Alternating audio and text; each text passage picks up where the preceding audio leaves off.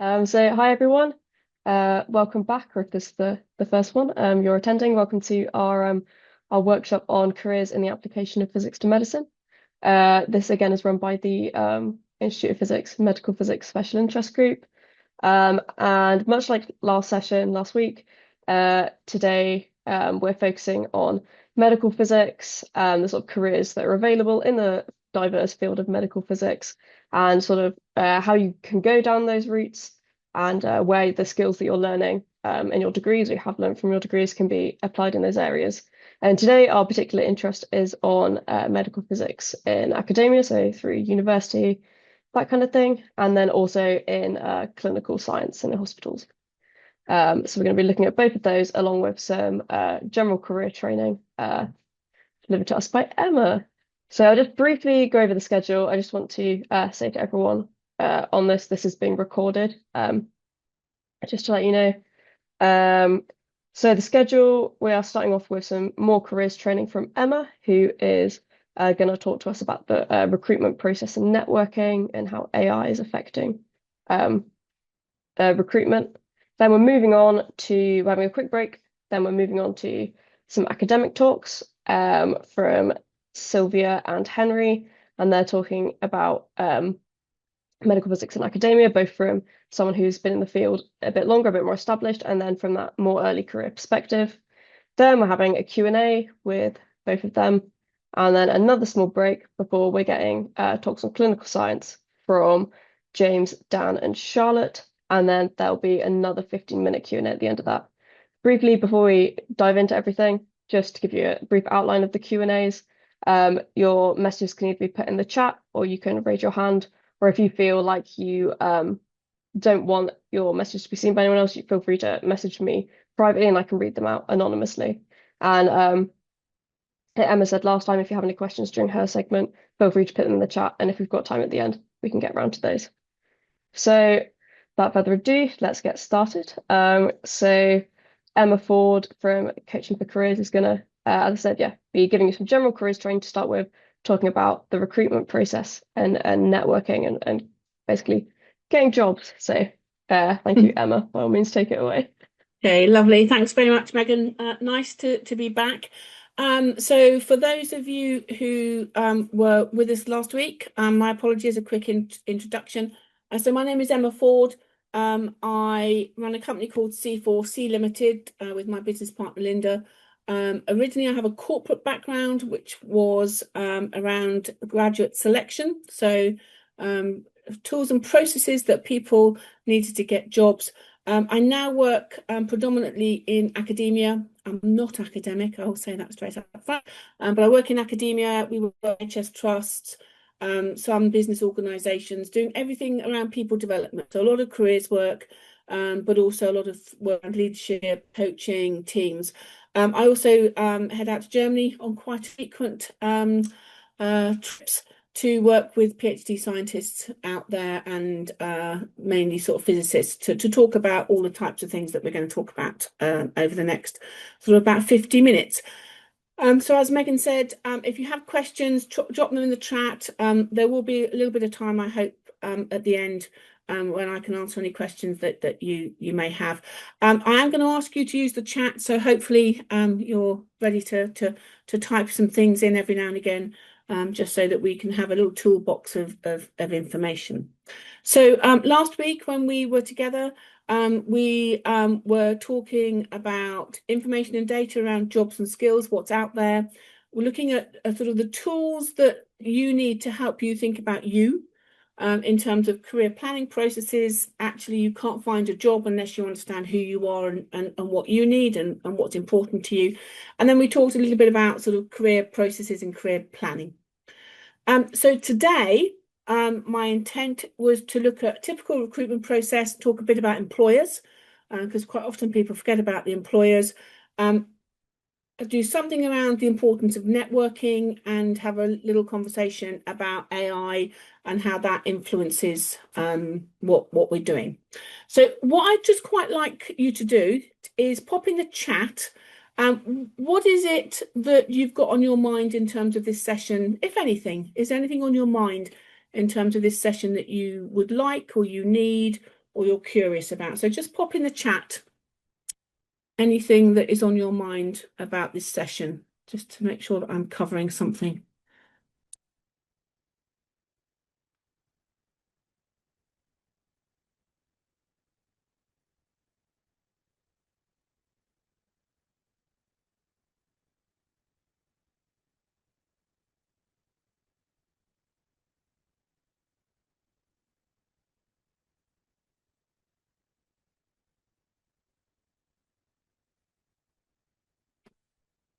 So I will assume that I'm covering everything you need, unless you tell me otherwise.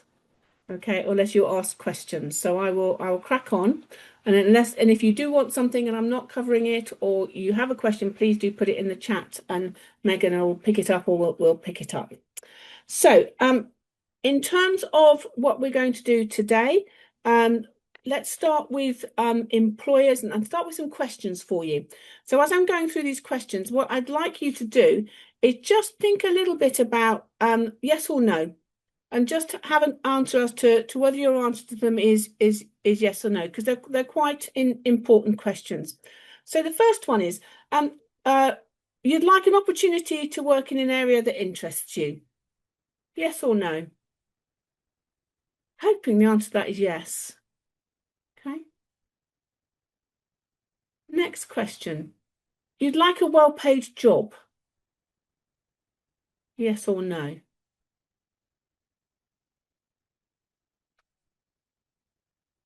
You want to work for an organisation that offers training and development to its employees? Yes or no?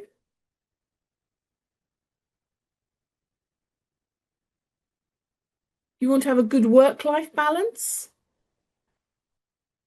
Yes or no?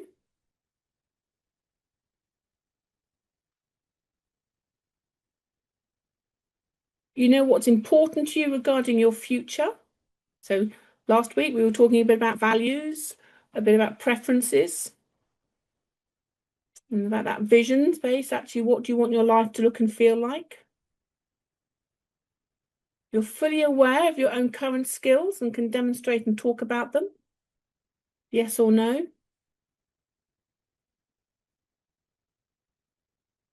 You know what key skills, knowledge, and experience are needed for the next step of your career? Future? You know how to talk about yourself effectively on your C and at an interview, so that you stand out from the rest of the competition.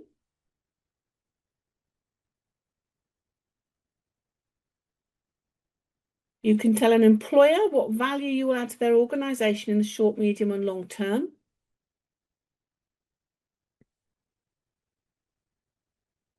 You have a network that can support and champion you.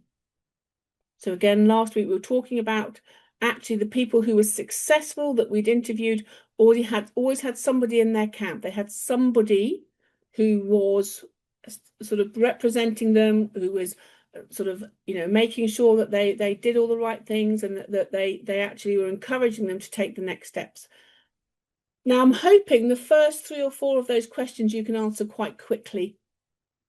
And then you have to decide in terms of what you're going to give me in return, because this is a transaction, and it's a transaction that you'd like to be interested, you'd like a well-paid job, you want training and development, you'd like a work-life balance, but in return, I need something as the employer, okay? And so you need to be able to understand what my return on investment is, because that's what I'm going to be asking for. So your current skills, your experience, your knowledge, you know, what value you're going to add to my organisation, right? So keep an eye on these questions. They're quite useful going forward in terms of having a sense check of where you are. Now, if we talk a little bit more about those questions, there's a little bit about which ones you could and couldn't answer. And then last time we started to build a criteria of what you wanted. And then we have to match that criteria with what the employers want. Okay. So this is about fit. And whether you fit with an organisation, whether it's academia, whether it's an NHS trust, an organisation, what's the fit for you? Okay. So if we talk about employers, so there's something about what employers actually want. And if we have in our minds what employers want, then sometimes when we're writing our applications, our CVs, when we're networking, life becomes a little bit easier. So employers will want your degree, your technical, your scientific knowledge. Okay. They will want your work experience. More and more employers now want evidence that you have work experience. They'll want your skills and your competencies, so your soft skills. And they're going to want your personality and your strengths. So those things that are innate to you, we talked about strength in the last session, but also that piece about your motivation and your enthusiasm for what you're doing. Now, because people like yourselves are on the job market, I can be incredibly greedy as an employer and I can have it all. And I will demand it all because you're out there. What you need to do in terms of being able to market yourself to me is make sure I get the information I need as quickly as possible, whether that's networking, whether that's CVs, whether that's interviews. Okay, so if you're going for a role that is specific to your degree knowledge, your technical knowledge, then that's the first thing I need to know about, supported by your skills, your work experience, and showing your enthusiasm and your motivation. If you're wanting to come right out of your technical knowledge, perhaps you want to be a project manager or a consultant, then actually I don't need to know immediately about your degree and your technical knowledge. What I need to know about your skills and your competencies and your work experience. Okay, so you need to be really clear when you're marketing yourself to me what I need to know. All right, because I will have a set of essential criteria and a set of desirable criteria, and you need to be ticking those boxes quite quickly, and you need to engage me if we're networking. So there's some things that you need to think about that you can do to actually start making sure that you are in the right place. So you can think about the sector you want to work in. So actually, academia, NHS, healthcare, actually what is happening in those sectors. Be really up to date with your knowledge about what is happening in your field. Match what you offer to the demand. So use some of the tools out there. There's lots of tools like the LinkedIn Career Explorer, there's Total, there's lots of places you can find about jobs, and obviously the session that we're having today, because you've got to match what you have to the demand that's out there. You can track hiring trends. You know, the Office of National Statistics in the UK actually gives labour market overviews, the hiring index. So actually, do you have all the information you need to make sure you're putting yourself in the right position? And you can upskill and do that with intent. So make sure that you're actually getting yourself onto short courses. There's lots of free courses now. I was talking to somebody this morning about different courses, so that actually you have as much skill as you need. And actually that then links to the fact that you are motivated in order to do the job. Okay, and I need you to show me your motivation. I can only create an environment in which you might motivate yourself. I can't motivate you. Okay, so you need to do that. And then don't ignore soft skills, okay? Because they are really, really important, and all employers will want them. Okay, they may not be the top of the list initially, but they certainly will be there in terms of actually being able to work with others, work with clients, you know, and interact with people and get your job done. So you need to do some research. You need to be researching the market. You need to be understanding, part of the reason you're here, what actually is out there in terms of the areas you want to work in. So research job description, job titles, required skills. Okay, do some research on it. Look at online platforms. You can have specialist job boards, organizations' career pages. Find out what's out there. Find out what people are actually wanting from you. Make sure you're on social media. And if you are on social media, make sure I'm finding what you need me to find. Be really clear about what's out there. Okay, LinkedIn, you can do recruiter outreach on LinkedIn. You know, anything that is connected to your field. Okay. recruitment agencies and headhunters, depending on your field. When you go to scientific conferences, industry events, what are you going? Are you going to the right events? Are you looking at your alumni connections, different associations, company reports if it's more into industry? But also, you can use ChatGPT. It's fabulous for things like this. You can actually sort of start to research the market by using AI. Okay. So you need to be out there doing something. Okay. You cannot be passive in this process. If you are passive in the process, you will not get the jobs that you want. Now, if we look at what I would call a typical recruitment process, and we're going to have a little look at that. This is very generic. It could be academic, it could be NHS, it could be industry, but it's just to give you an idea of what the processes are and what you need to be doing alongside them. Okay. So a typical recruitment process is there is an organizational need. That could be that somebody is leaving and they'll be leaving in 2 months and you need to fill the position. It could be that you realize you have a very specialist need that you don't already have in the organization and you need to find somebody with that specialist knowledge. It could be that when you look at the demographics of your organization, all of your radiographers are going to be retiring in 5 years' time, and you need to make sure you have that expertise in the organization. So it's a longer term piece of work.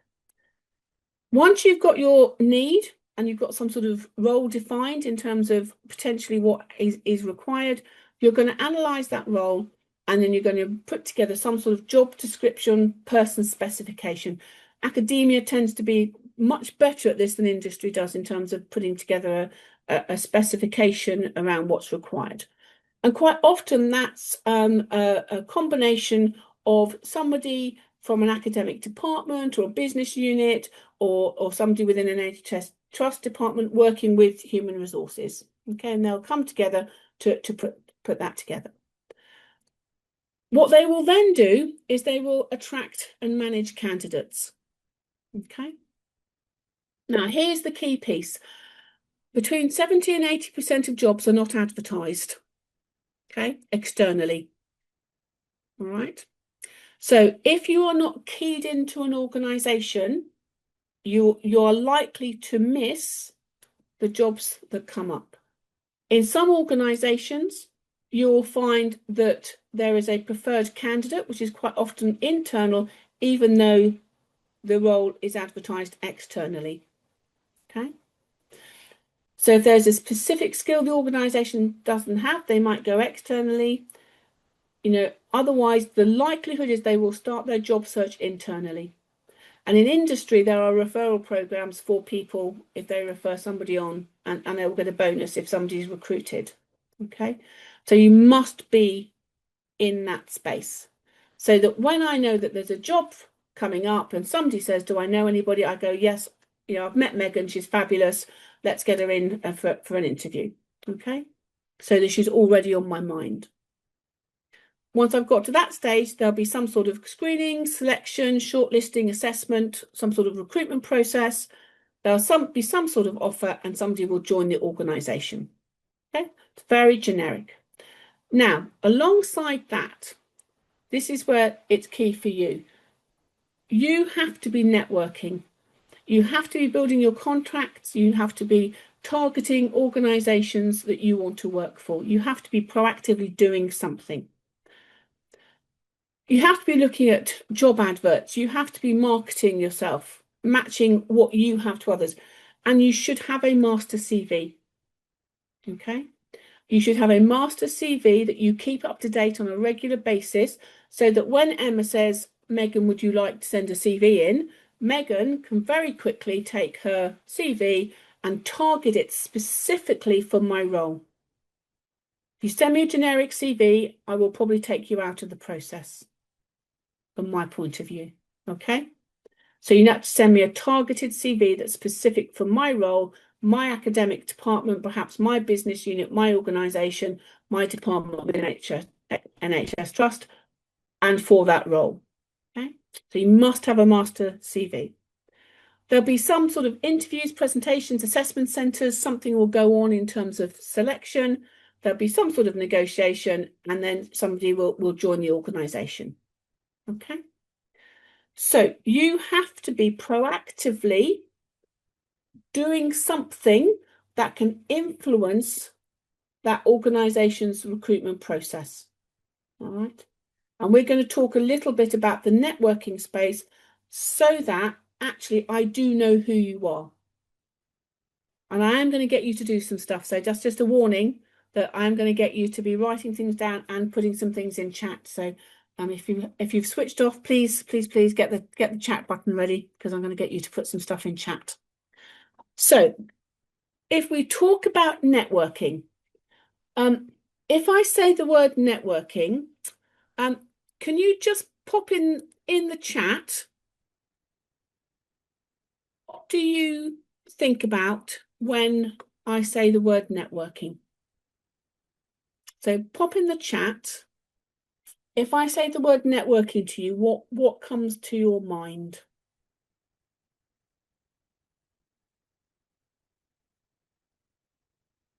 Relationships. Thank you, Kim. Good word. Anything else come to mind?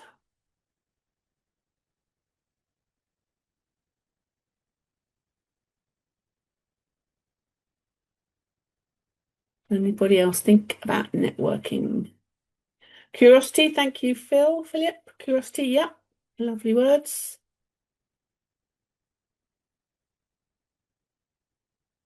I often think about the word transactional. It's a bit scary. Learning about what somebody does. Thanks, Ben. Brilliant.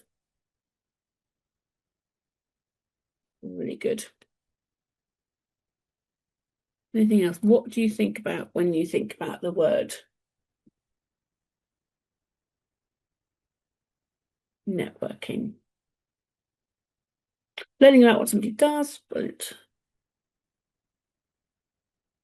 Finding common ground. Yes. Good stuff. Lovely. And do you like it? Do you enjoy it? Just pop a yes or no in. Yes. Well, hey, Philip, well done. Yes. Oi, great. Looking ahead, future opportunities. Thank you. Do you enjoy networking?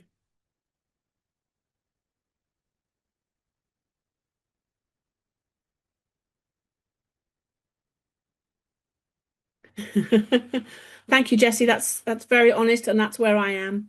No, it's kind of stressful. Absolutely. The thought of walking into a big room is very scary. I should probably do more of it. Okay. Yes, Ben, is the answer to that one. You should do, if you're asking the question. Okay. Lovely. Thank you. That's a good start. Right. So we're going to talk networking. And I'm going to give you a little bit of information, and I'm going to get you doing something. All right. Just so that we can start to build a little bit of a toolbox of things that you can go away and do. So here we go, networking. Lovely, some lovely networking statistics. Love a bit of data. So 39% of UK workers found their job through their network. Okay, so use your network, and actually it tends to be successful.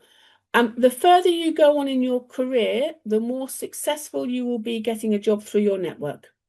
Okay, so as you go through your career, you are more likely to find your job through your network than not. 8 in 10 professionals believe networking is essential for their career success. We probably agree with that. This is an interesting one. I don't know about this data, but I thought this was quite interesting. Increasing your professional network by 50% will result in a 3.8% higher salary. That's interesting, isn't it? Might be a little incentive to get out there.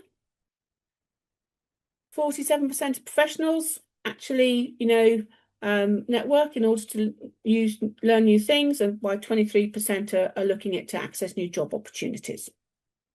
And one will probably lead to the other, actually. 7 in 10 people get the job because of a connection with somebody in the organisation. Recruiting via referrals is 47% quicker than job boards. Okay, so it becomes easier for the person recruiting for the employers. 72% of recruiters use LinkedIn to seek out new hires. Gets quite scary when it gets to that point. And then 1 in 4 hiring managers are more likely to hire a referral over an unknown applicant. Okay. So some of us don't particularly enjoy networking, but we still have to do it. So as somebody who left a major organization, big global organization after 16 years, and suddenly realized that they had a great network, but it was all internal, it was a big shock when I left because I didn't know anybody and I had to start from scratch again. So I would encourage you to, as much as possible, start to build your networks internally, externally, so that you actually have a foundation, because they will become important as you go through your career. So what networking? It's building relationships. Yes, Kim, thank you. It's building relationships, okay? And the ones that are most useful, the ones that are most productive are quite often long-term, okay? I got the reason I'm working, and I do work in Germany, is because a colleague of mine was contacted by a head of engineering at Imperial College to ask if we could run a course, and Esat had been on one of Mike's courses 16 years previously. And they'd kept in touch. Okay. And we got a massive, massive big piece of work from it. So that long-term piece, that actually trying to do something and being a bit proactive does work. It's about mutual benefit. So what can you do to for somebody else? What can you offer somebody else?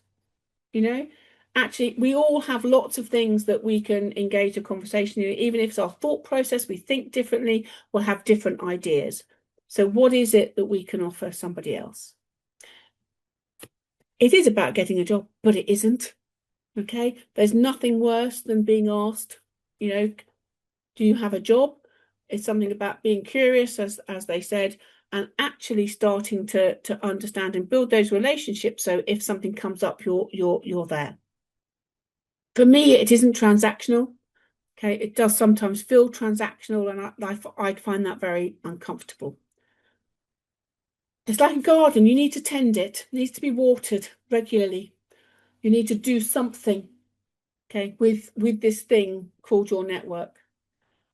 For some people, and I have a colleague, you know, who has a small, very focused network. That's how he works, and he works hard on it. I have a much bigger network because of my business and my company, and that's how I work, okay? But I prune it quite often, I can assure you. Every year I go through and take people off who I've not had any contact with. Be interested and not interesting. So that curiosity piece, that piece about actually asking about other people, finding out about other people, finding out what they do, being interested in their research, in their subject matter, in their science. Then what you also get is that personality piece around that motivation and enthusiasm. Okay, which means I'm immediately engaged with you. All right, so you've got to show that in some way. And that's not about being massively extrovert. Okay. That's about being very genuine in your interest in somebody else. So what we're going to do, so let's see how this works. This is where I do need a little bit of audience participation, please, because we're going to create a little toolbox for you in terms of things you can do with your networking. So I've got 5 areas, and what I'd like you to do when I uncover each area is pop in the chat the things that you can do in that area to improve and make your network effective. So the first one is about being strategic and systematic in your approach. So what are the things that you can do to be more strategic and systematic in your approach to networking? So pop in the chat So let me put one in.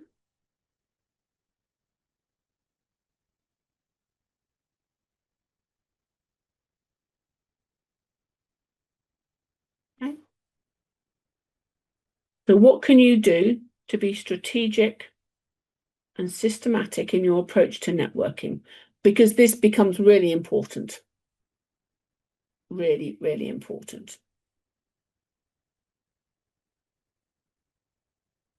Engaging on LinkedIn, yes. On a regular basis. Okay. Have goals, yeah. What goals might you have, Philip? What might those goals be?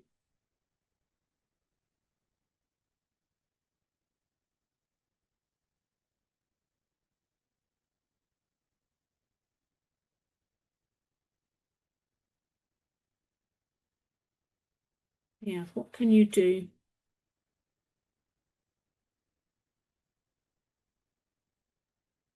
How many of you keep a record of the people that you've spoken to? Find people in fields areas interest you? Yes, Megan, thank you. Okay. How many of you have a record of the people that you've spoken to? So that when you contact them again, you know what you said to them last time. And you can pick up a conversation. You might know when their birthday is. You might know that they've got a puppy recently. You might know that, you know, they've got kids or not, different interests. Okay. So there's something about being quite strategic about it, understanding what your goals are, you know, being sort of talking to the right people, but actually having a little bit of a plan as to what you're going to do. Because if you don't, it just runs on. Okay. Okay, so let's move that over there. So if we go to the next one. So the next one is, how can you be effective at conferences and events?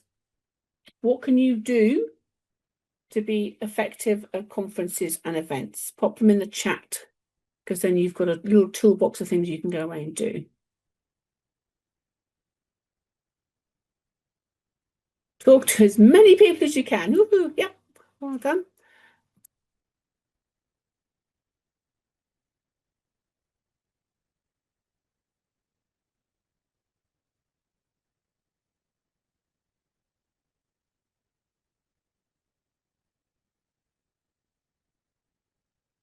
Yeah, show interest in people's posters. Okay, you can find out who's going to be there, arrange coffee to meet them before you get there. Especially if you're a person who doesn't like walking into that big room with all those people. Very difficult. What else can you do at conferences?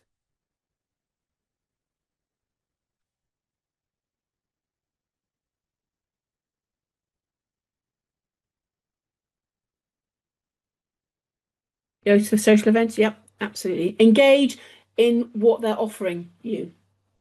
Okay. But sometimes if you're quite introvert, it's hard work. So you have to sort of be really, again, strategic about what you want to do. Maybe healthcare, but yep, absolutely. Yep, brilliant, Charlotte. Join the apps, engage with the areas of people most interest. Yes. So again, there's something about having a bit of a plan when you're going to go there. We worked with an academic department a number of years ago, and the deal was that they could go to a conference and their expenses would be paid if they came back with a potential collaboration stroke contact that they could then actually progress. So they had to come back with something. And that was part of the deal of them actually being able to go to their conferences. And then how did they share that when they came back? Okay. Okay, brilliant. Okay, so let's move on. So the next one is around how you can use technology and online tools. So we've always had a bit of conversation about the WhatsApp at conferences. That's great. So what other tools and how can you use technology?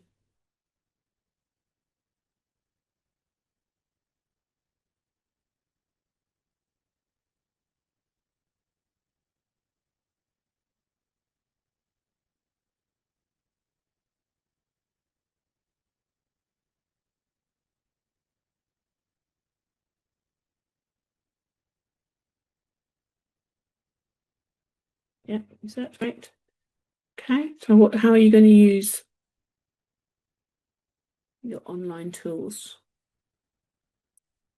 So people's emails, LinkedIn details, so you can touch. Yep, thanks, Jessie. Do you have your own websites? Do you have a place where if you're in academia, you can keep your research papers? Is that all up to date? How can you start to publicize that?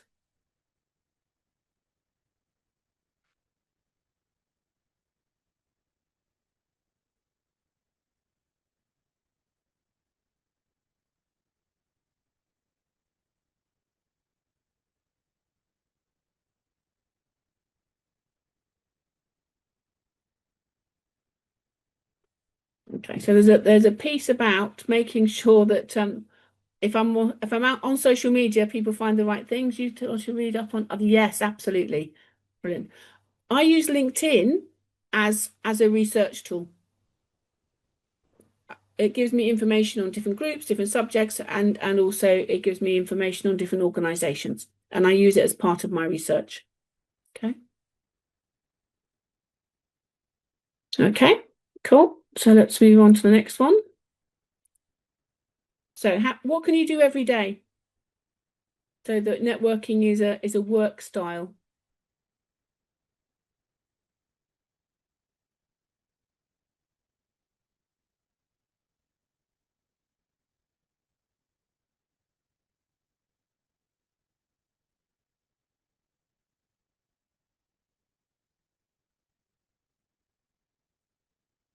What can you do every day? And actually harder now that because we're in a hybrid world, much harder. People are at home, people aren't necessarily in the same space. Yeah, absolutely. Make the effort to have a conversation with people.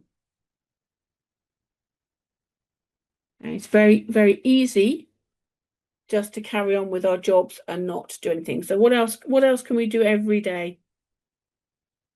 Simple things like have lunch. Yeah, be social and helping out people, offering help out. Yeah, exactly. Be curious again about people. Okay. Have a bit of a conversation because you actually really don't know when these things are going to come round full pelt. So one of the best jobs I ever had when I worked for the global organization, I got because somebody knew that I rode horses. And a man appeared at my desk named Rodney, and he said, "We've just moved back from Belgium. I was told to come and talk to you because my daughter loves horses, and this is where we live. And could she come to your stable yard? And it's a charity that I work at." And 6 months later, he came and offered me a job in social investment, and it was the best job I ever had, apart from this one, of course. Okay. But purely by the fact that somebody had said, come and we had a chat about horses and about what his daughter was doing, and we were social. So don't underestimate the power of what you do every day and how you are every day.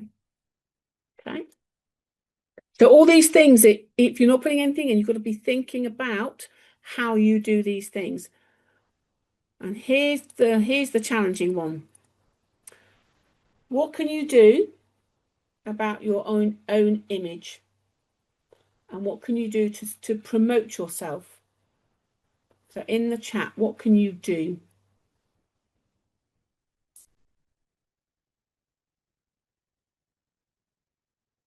In order to make sure that your image and what people find out about you is curated by you and what you want to find.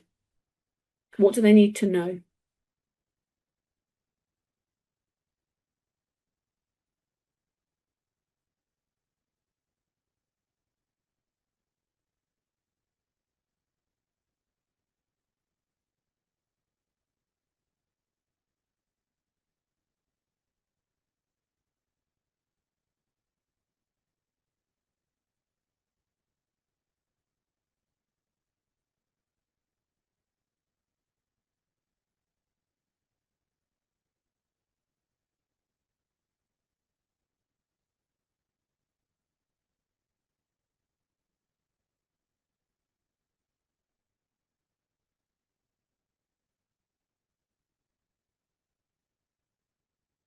Yes, lovely. Celebrate your successes. Absolutely.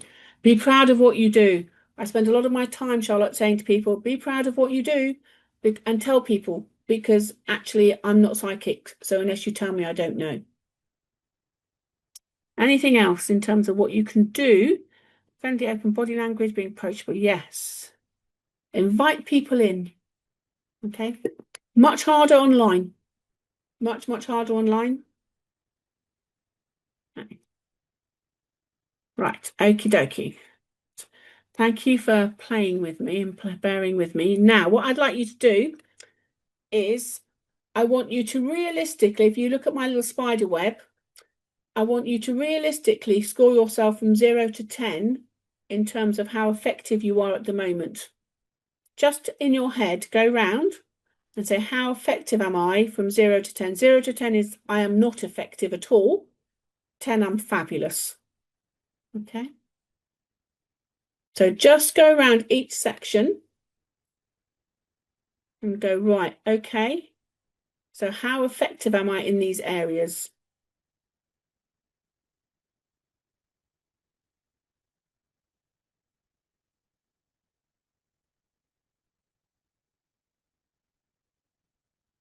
Okay.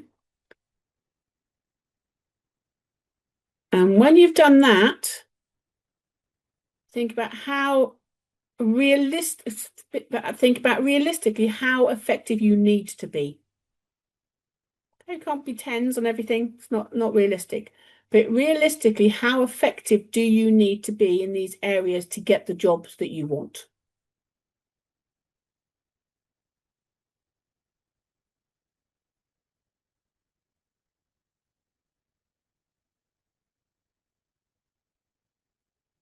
And then if you've got a piece of paper, write down one thing for each area that you could go away and do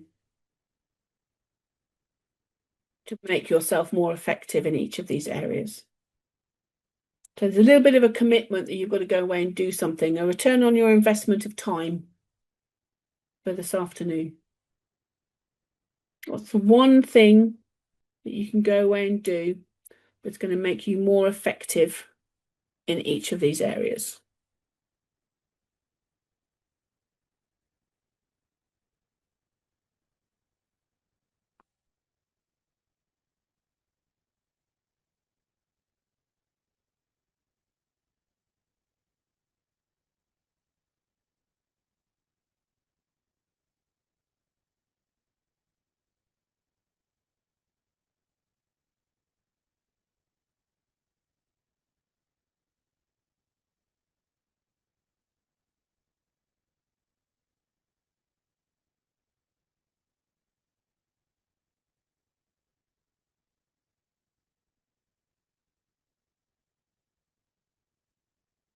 Okay, and you've got some ideas in the chat.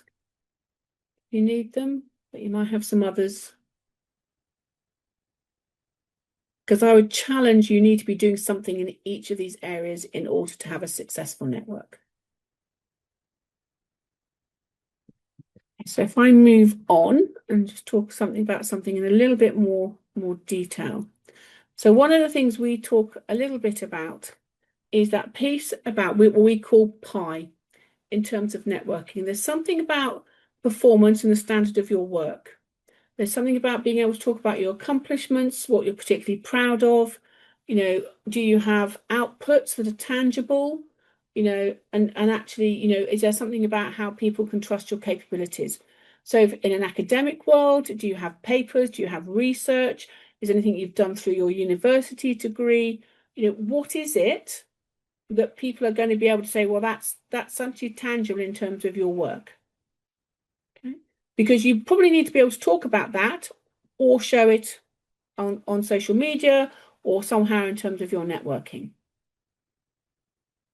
The eyes around the image, so the impression you give, that piece about what your colleagues say about you, you've got a performance portfolio, again, the inputs and the outputs. What happens when people Google you? Okay. I have no problem with somebody not being on social media, but I will Google you. Okay. Okay. If you make an application or if I see your network, I will Google you. So be really clear about what it is I'm finding. Okay, and are you curating the right professional image? Okay. Is this what you want people to find about you? And then there's an exposure piece. So do the right people know you? So who needs to know you better? Okay. And are you cultivating the right relationships? Who in your network is well networked and can help you, or actually potentially might have some sort of power and or influence? So those mentors, those sponsors, those people who are in your corner, your champions. Okay. Really, really important that you have those people. And from our point of view, we always say it's much easier to say to somebody, would you like a sweet, than actually say, can I have one of yours? So when you're networking, offer something. Be the person to offer rather than the person to ask. Okay. In terms of being sort of that strategic piece, I send people interesting papers and research I find. I know what people are interested in. And if I see something on LinkedIn or somebody else sends me some research, I will send it on to them saying, thought this might be of interest to you. Okay, so I'm offering things out. And I did that with one organization for about 8 or 9 months. And then I got a meeting with that person and got work from them. Okay, it's very easy to do, not time consuming. And I find it sort of an easy way to network and keep in touch with people. So we'll talk a little bit about LinkedIn. Again, if you're not on social media, I don't have a problem with it. But if you are, make sure you have your profiles up to date and you have everything that I need to find. All of the basic stuff that you'll see, photos, headlines, contact information. There's lots of information out there about how to put in a good LinkedIn profile. Some things that become quite key, though, are things like recommendations. Okay. Ask people for recommendations, because if I'm searching for you in terms of a job, then I will look at your recommendations. I will also look at the recommendations you've given other people, okay, to see how you work with other people, what you think about other people. Can you talk about other people in a positive way? Okay.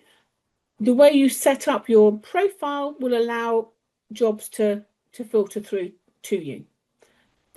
Make sure that if you're on LinkedIn and you want to be active, then you do post things. And if you're following people and they post, make sure you comment, not just like. Okay, make sure you put a comment in. The key thing for me about LinkedIn is this is not about the number of people who you've got following you. All right. The piece around networking on LinkedIn is the action of me sending a LinkedIn request to Megan and sending her a note saying, "Hi, Megan, we met up, online, doing the talk." So I introduce myself and I make some sort of connection. Pressing a button is not networking. And I have probably about 8 or 10 LinkedIn invitations in my box, which I would just ignore because nobody's been bothered to actually interact with me. And I won't reply to them. Eventually, if they don't come back to me, I'll just press ignore. Okay. I get too many to just go click, click, click, click, click. The other act of networking is for Megan then to come back to Emma and say, "Lovely to meet you too, Emma. Actually, thanks for connecting." All right. That's the networking piece. All right. And then it might be, shall we have an online coffee? Is there anything I can do to help you? So it's really important you don't just press that button, because there'll be people like me who'll just delete. Okay, so make sure that it is an act of networking when you use LinkedIn. It's very useful. I use it to follow organizations. I follow groups. I follow all sorts of different areas, and I get lots of information through doing that. So I use it really from a research mechanism, as well as a way of keeping my my networking sort of database almost. Now, let's talk just to finish with about AI. AI is out there. It is an incredibly useful tool if used well. So we can improve LinkedIn profiles through AI. We can optimize our profiles. We can, create, better and more relevant endorsements and connections. We can look at our content creation and we can maintain a presence. But you must personalize it. Okay. You must go through it and say, is this me? So that when I do talk to you or meet you, actually what I read on LinkedIn reflects you as a person. And so it's really important when we're talking about anything to do with AI that you don't take it verbatim, you actually do something with the information, which I'm sure you would do, but you must do something with the information. So you can also use it for job matching. Okay, it's great in terms of looking at different jobs that might be useful for you, actually looking at the accuracy of your job match, alerting opportunities, maintaining your visibility. Okay, it's brilliant at all these things. It's great in terms of analysing job descriptions, really good. Okay, it'll help you tailor your applications, but it can also broaden your job search. All right. So there's lots and lots and lots of things that you can use it for. It can help you with your CV. Be very careful, really careful. Goes back to this piece about actually, if you send me a CV or an application form, what AI is great at is especially around that piece about applicant tracking systems, making sure they're compatible. But if when I meet you, the document you send and you don't match up, then I'm going to have a bit of an issue with it. All right. So make sure that you don't just send exactly what AI spits out. I do know somebody recently who had a job and they had about 200 CVs come in, and the person who was looking at them felt she could tell the ones that had been generated by AI and nobody had done anything with them apart from just send her an AI CV. And she just took them out of the process because it didn't show any enthusiasm or motivation for the job. All right, so be really, really careful about it. The other thing that's happening now, and especially, with areas of perhaps larger recruitment, but I think it will filter down to smaller recruitment pieces, is that now people can put their information into AI for any job, pretty much, as long as they've got the rough sort of, spec, and it will give them a CV. So people are applying for jobs, even though they're not the best fit. What is happening is recruiters are overwhelmed by the number of applications they're getting and the number of CVs they're getting because they're getting so many more. So what they're trying to do is now reduce the number of applications they're getting per job. They're finding ways to take people out straight away. And they're also going back to using their networking and their referrals as a starting point because they can't cope with the volume of applications they're getting because people are using AI. Okay, so be very cautious about it and how you use it. And if possible, before you send an application in, make sure you've done your networking first so people know that it's coming through. You can practice interviews with it. This is where it's brilliant, okay? You can do interview simulations, you can get feedback on how you come across, you can do industry-specific practice. How wonderful is that? Okay, it's amazing. You can prepare for assessments, okay? Mock tests, simulations. It can give you a nice big performance boost because it can tell you you're doing a great job. It can actually personalize your learning. So there's lots and lots of different ways that it's really, really great. But be really clear that if you're over dependent on it, you can lose that personal touch and that authenticity and that input. And organizations are now starting to note when that is happening. All right, they can now start to tell the difference between one and the other. The other thing to be really careful of is around the privacy and accessibility, and the bias. So I was working 2 weeks ago with a company that does AI strategy, and they were talking about, I think it was AI ghost. I could have got the terminology wrong, But basically, if you don't have the right security on your laptop and you start using AI, your data goes out into the ether. Okay, so you've got to make sure you have the right security on your system when you're using these AI tools. It can also inherit bias, which is quite interesting if it inputs enough data. And also the very advanced, tools for recruitment are actually quite expensive. And so if you're not careful, then actually, if you don't have the all singing, all dancing ones, it can actually have accessibility issues for some people. So be really careful. There's lots of different ways that they're brilliant, but also be very, very careful about them. Prospects, and here's a link which I'll send, have got a really great piece on using AI in recruitment processes.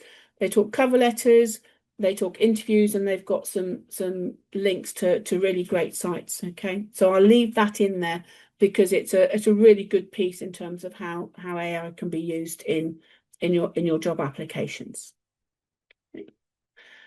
Okay, so that's me. I'm going to stop talking. I'm going to stop sharing, and I'm going to see if anybody has any questions, if that's okay, Megan. Yep, thanks. We've got about 5 minutes for questions if anyone has any. Yep. Anything on anybody's mind? Any comments? Any thoughts from colleagues who are going to talk later?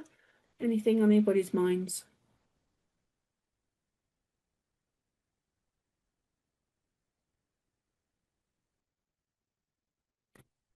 Okay, hang on a second. Let me go, Sophie. Let me look at your thing. Dun, dun, dun, dun. Okay, how would you recommend we make contact with someone who like in our network but have never met before? Ah, okay. So what the first thing I would do is if you have LinkedIn, Sophia, the first thing I would do is have a look and see if the person you're interested in has any connections with anybody you know. So LinkedIn will come up with whether you have second or third connections.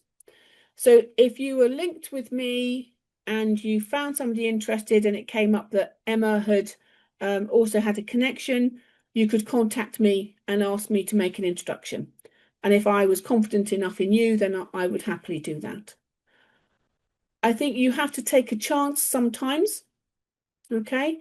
And I think the best thing is on LinkedIn is to drop somebody an email, a message, connect with them saying you're really interested in what they do. And it's about that curiosity piece. We worked, it was quite a few years ago now, with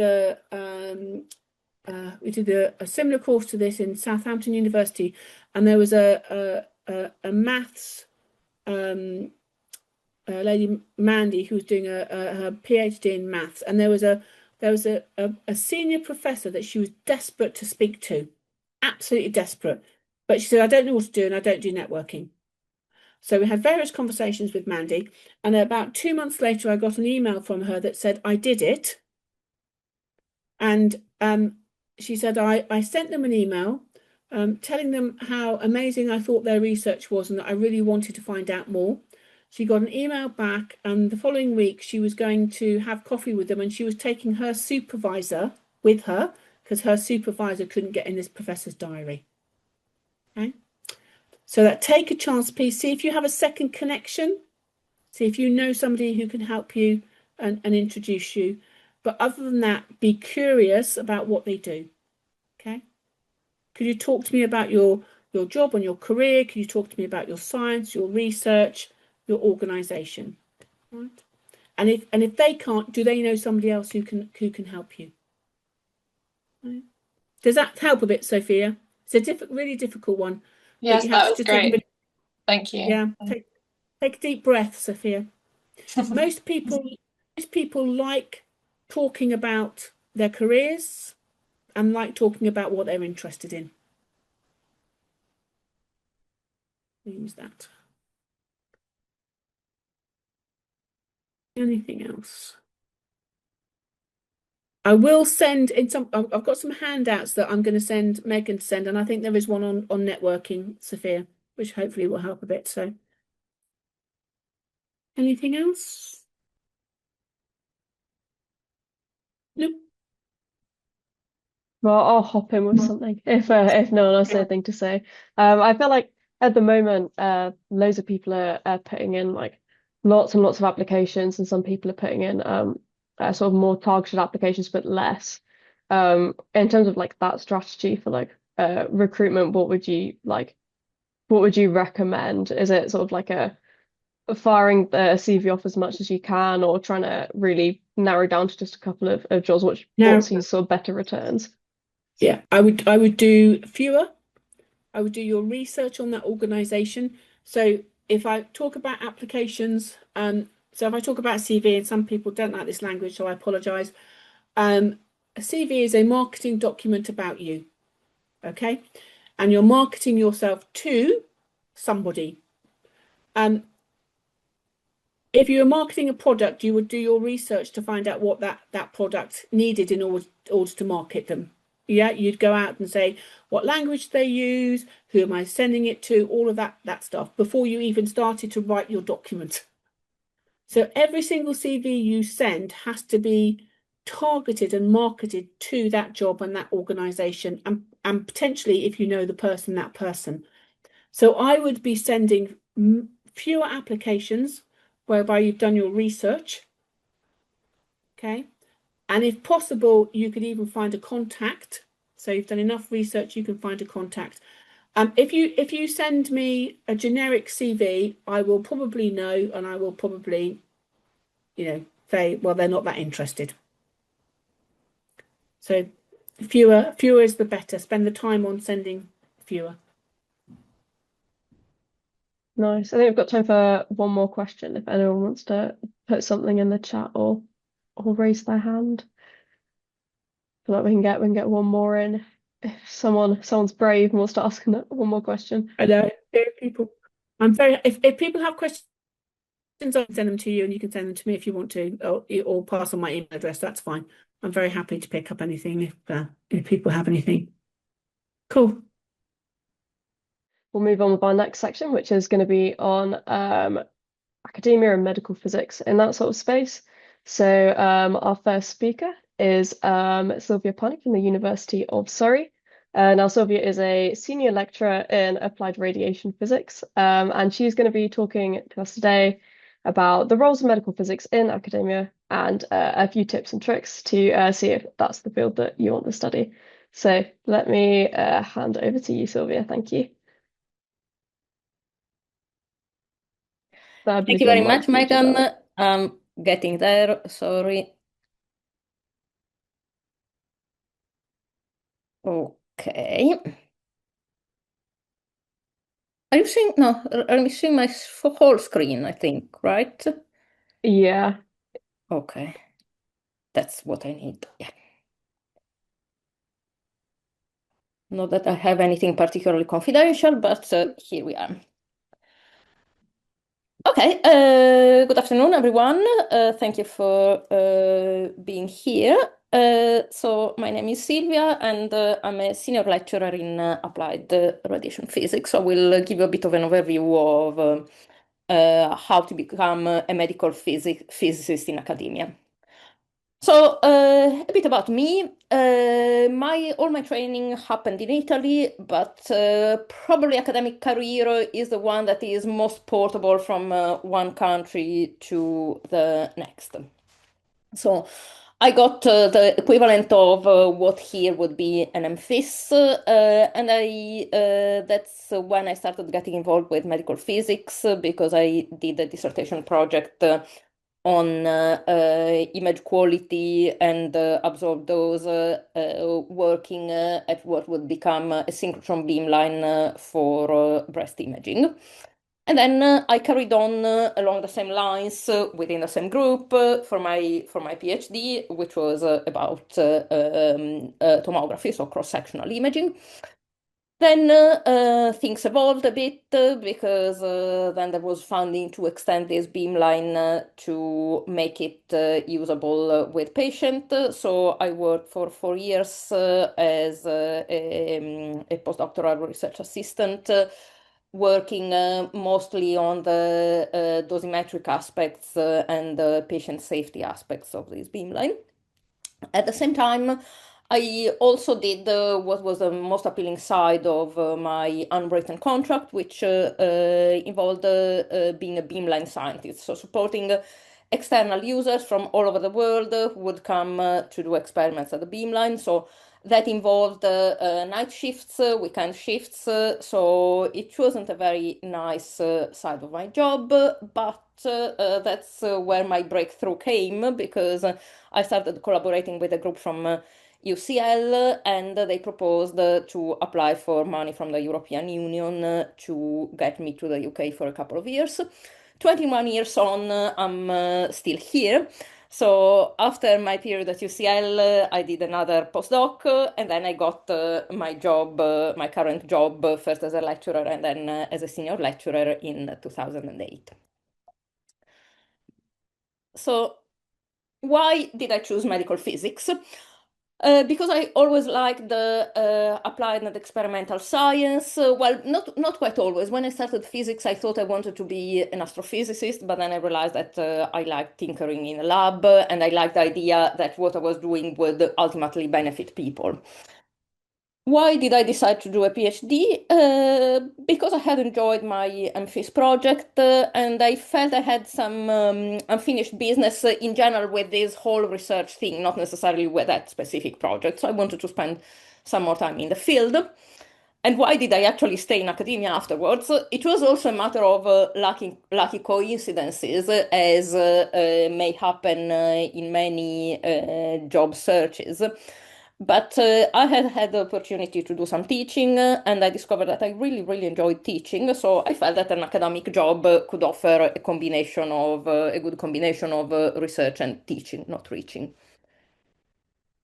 So what is my day job like? It's a mixture of research, teaching, and administration. So my research work is still mostly about breast imaging. So I'm working on the use of novel detectors for quantitative imaging, so to extract quantitative information from mammograms. I've done some work on tissue characterization using X-ray fluorescence, but also I've done some work on detection of contraband, analysis of the amount of minerals in bones. So the skills that you gain are really portable to other areas of physics or biology as well, if we're talking about medical physics. Teaching is a big part of my job, which I really, really love. So I'm running an MSc in medical physics. So apart from contact teaching, I also do quite a lot of work on program development to make sure that what we teach our students is always up to date with what is happening in the field. So I teach a bit of undergraduate and MSc students. I'm really pleased to see several of my past students today as speakers at this event. And then, unfortunately, like in many jobs, I have to do quite a lot of administration. So that's the least appealing part of any jobs, but it's got to be done. So my career progression has been pretty typical. So I have put on this timeline how long it would likely take in each of the positions and the different salaries. So I'll come to that, but probably the most frustrating thing is that is this intermediate period with postdoctoral positions where there is quite a lot of insecurity. But other than that, you've got the numbers here. So you start with a PhD, which is around 19-20K, and then you evolve also in salaries. You won't necessarily become a professor if you work in academia, but that's pretty much how things could pan out. So, in most cases, if you want to work in academia, whether it's in research or in teaching, you need a PhD. Not always, but in most cases. Unfortunately, for PhDs, you don't have a central system like UCAS for university application for undergraduate degree applications. So you need patience because you need to monitor websites, university websites. Do also a bit of shopping around. So read around. If you find departments that have research interests that match yours, contact them. There is absolutely no harm. And I think that resonates with what Emma said earlier. People like to talk about their jobs. So if you find that someone is doing a research that you really like, there is no harm in contacting them, even if they don't have a position available. They may say, okay, I'll let you know if I have something coming up in the near future. Also consider research centers like the Institute of Cancer Research, not only university departments, and of course, consider moving abroad. Here I've put together just a tiny fraction of the type of research areas you may have in medical physics. So you will see that some of these areas like instrumentation development or radiobiology are mostly based in a lab, whether it is a physics lab or in the case of radiobiology, a biology lab where you work on cells. All the work going on with the use of AI in medical physics clearly will be mostly at a computer, whereas there are areas that are more likely to be hospital-based. So I'll try to put together a bit of pros and cons about my job and in general careers in academia. The good things is that it's a very stimulating environment. It's a very varied job, so you can do both research and teaching. For me, it's very important to have contact with young people. There may be opportunities to travel, and the good thing about medical physics is that it's a discipline that will never go out of fashion, so there will always be something interesting to work on. It's not a 9 to 5 job, which is good because you have flexibility, but I've also put it on the cons side because if anything, it takes a bit of self-discipline to decide, okay, now I'm going to stop, otherwise your work-life balance will go very bad. As I mentioned, I think the biggest downside is that you have a long route into some degree of stability of career and salary, and there is quite a lot of pressure on attracting funding, whether via attracting students or research funds. And there is quite a lot of paperwork, but I think that's common to many jobs. So if you want to understand if it's a career for you, try and ask yourselves if you have these characteristics. So you working in research, starting with a PhD, requires quite a lot of independence, enjoying challenges and open problems. So you don't do a PhD by recipe. You will have to create your own path.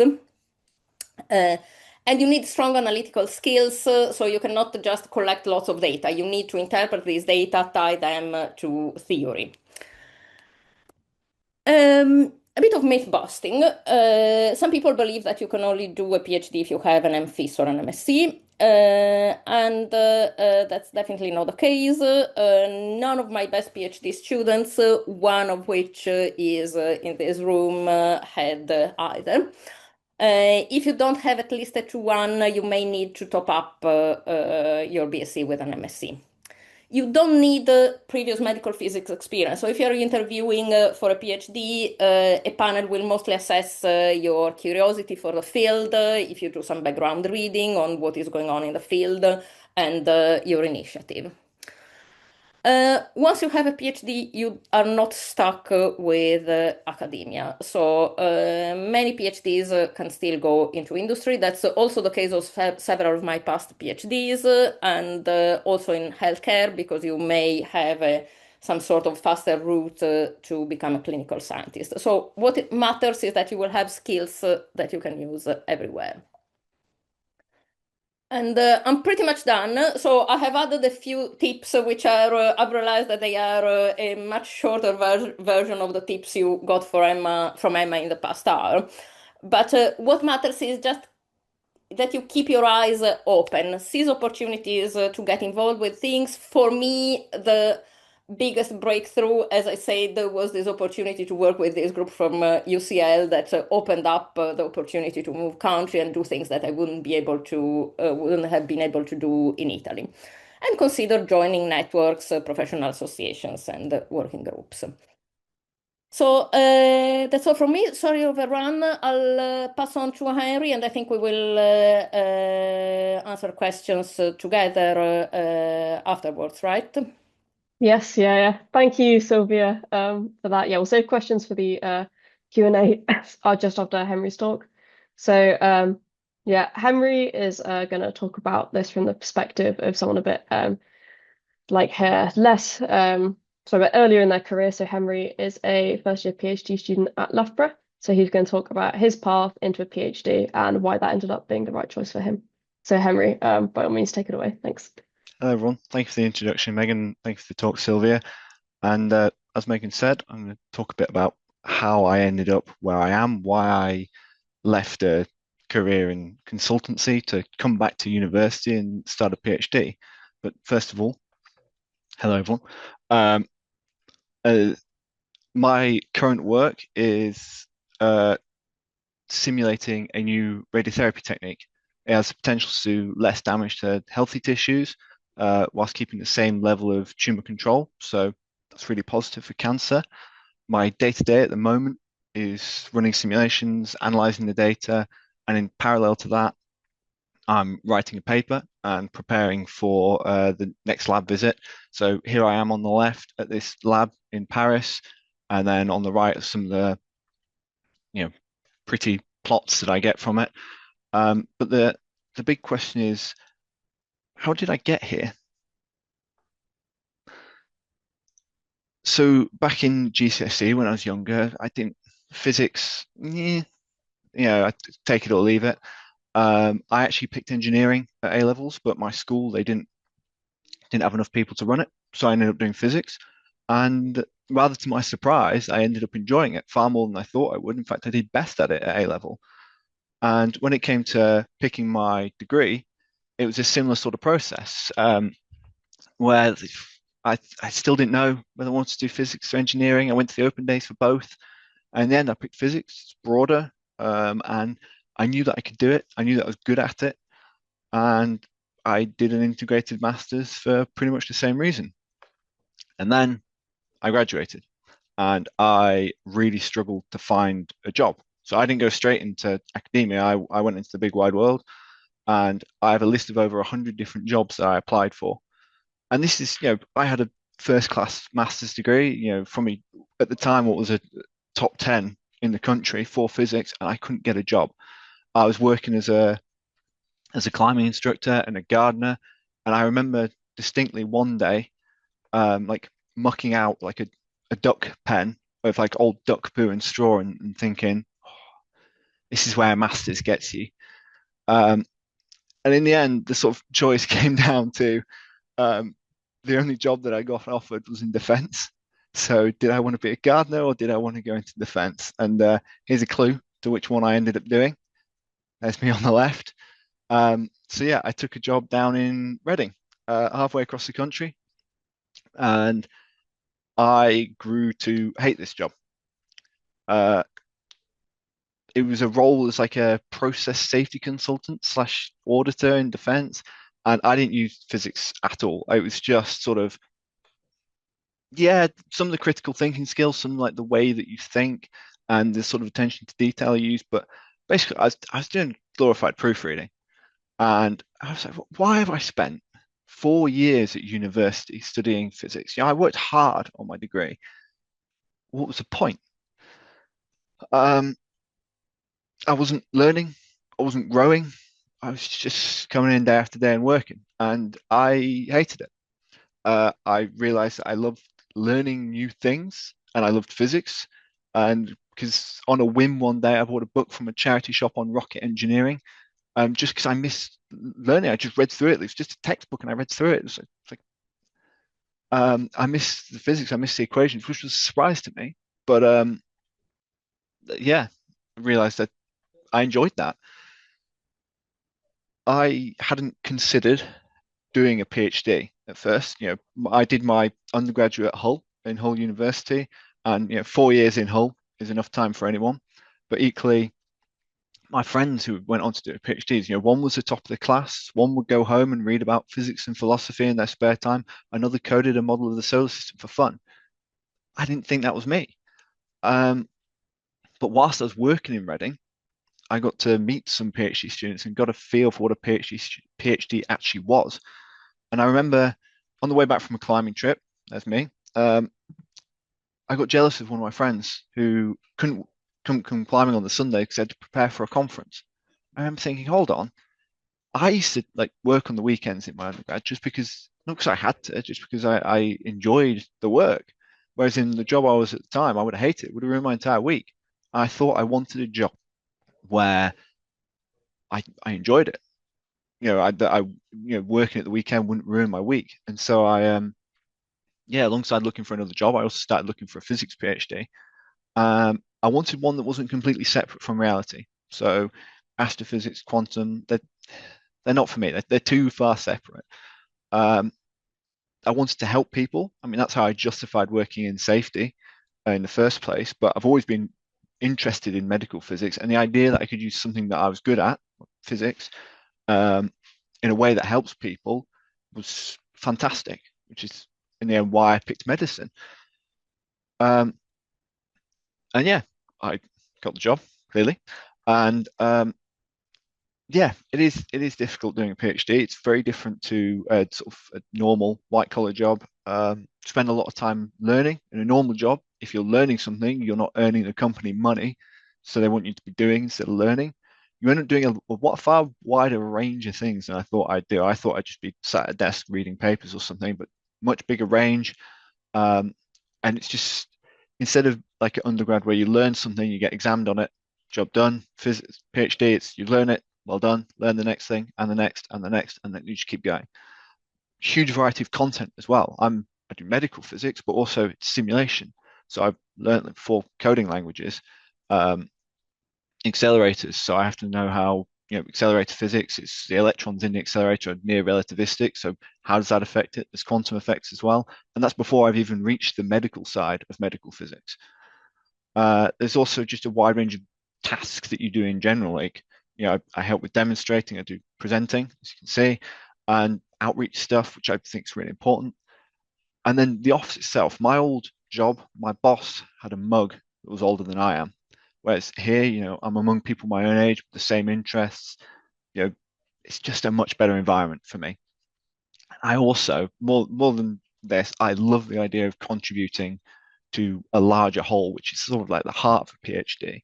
I love physics, and I like the idea of making a real difference. There's a real chance that my work will help save a life at some point, and it's fantastic motivation. And I think to end on, just what would I tell a younger version of me? So there I am on the left, and there's fresh-faced, beardless youth of me on the right. And to be honest, I probably wouldn't say to do much different. It's not a straight line to where I've got. It was a pretty rough time when I was down in Reading at that job. I really didn't enjoy it, but those experiences made me, put me in the right mindset to go and do a PhD. I wouldn't have appreciated what I have now if I hadn't gone through that. I wouldn't have met the people who inspire me to do a PhD if I hadn't gone through that. So I probably wouldn't say to do too much. I'd just say, keep working, keep pushing, keep trying, and you'll get there eventually. But that's all from me. I'm happy in the Q&A. I'm happy to answer questions about my career, my life, my work, anything you're interested in. And thank you for your time.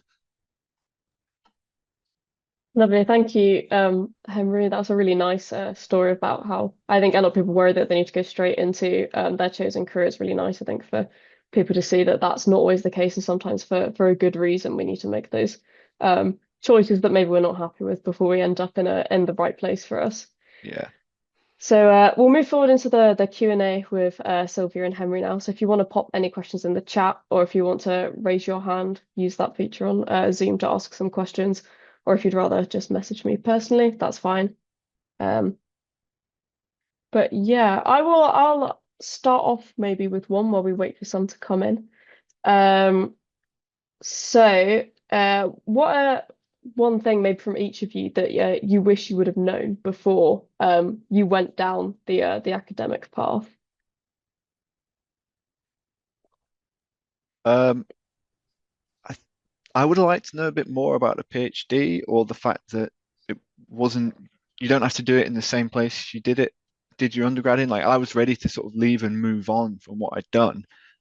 And I just thought it was basically doing another three years of study, exactly the same as I've been doing. I wish I'd sort of known it was like almost completely separate. It's much more like a normal job, and that I could have gone anywhere in the country or in the world to do it. I think that would have made me more likely to sort of skip the middle step, if you like, of getting a normal job.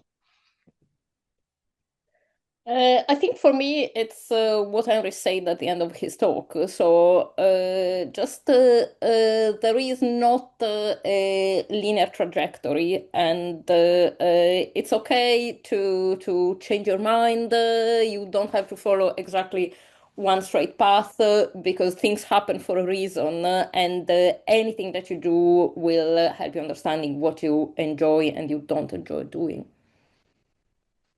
Lovely. Oh, I have one question from the chat, which is probably for both of you. What is the most interesting part about your research? Uh, I find it rather fascinating, like the origins of my research. So mine goes back to like 1961 or something around there, when they're talking about the risks of human spaceflight and the radiation, the sort of ultra high energy radiation that you get in space, and how that'd affect um, humans. And they realized it did, a lot less damage to the body than they thought it would, and that sort of gradually over time evolved into the treatment that I'm currently studying. And I like the idea that it's something that's been known about for years and is gradually just come along to a modern treatment. That's the most interesting part for me. And for me, I think it's to do well, apart from seeing. So one of the things that I enjoy the most is when things finally work. After, so as an experimental physicist, but also one of the things that I find quite interesting is the interaction with the doctors, because sometimes as physicists we start with one idea, and then you chat to a doctor and they say, well, no, but actually that's not very important to us. That's not what we need. And I also find quite fascinating the idea of so the fact that we may have fantastic information, some fantastic image quality, lots of information from some images. But if a doctor will ultimately have to diagnose these images, is not trained to recognize these features, then it's a big waste of resources. Lovely. Any more questions in the chat? Or feel free to raise your hand if you've got anything else you want to ask. Okay, and that was a good question. It's always academics really love talking about research.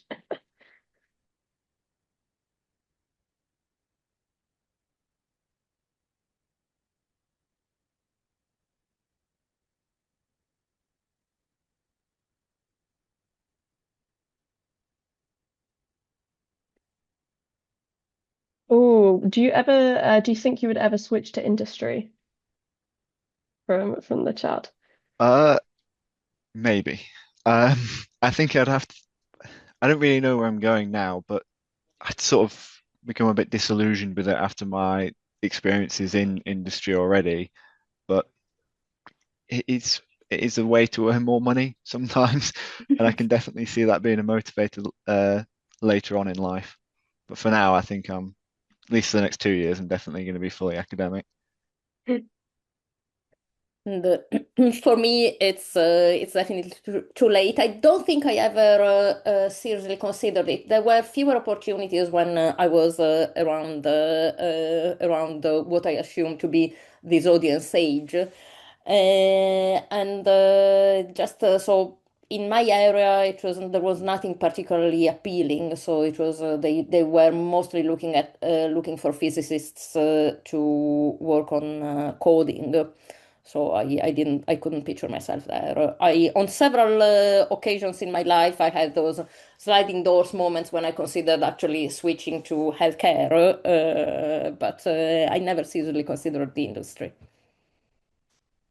Okay, another one. This one, maybe for you, Sylvia. It's saying that you mentioned professional associations and working groups. Are there any specific ones you would recommend?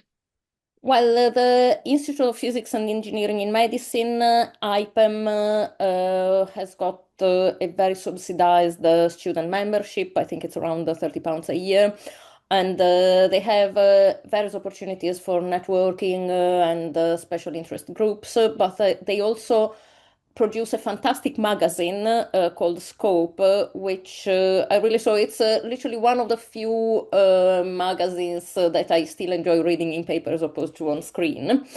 Then the Institute of Physics. So this event is organized by Megan as part of her role in the medical physics special interest group. If you're more interested in the radiation protection area, there is the Society for Radiological Protection. They do quite a lot of outreach as well, so it's also a nice thing to get involved with. So these are the three mains I have in mind. I think also if you have IOP membership, you get discounted off of IPEM as well. I believe they have Yes, a link between either the way, two. yes. Lovely. Anyone else for any more questions? Got time for a good few more.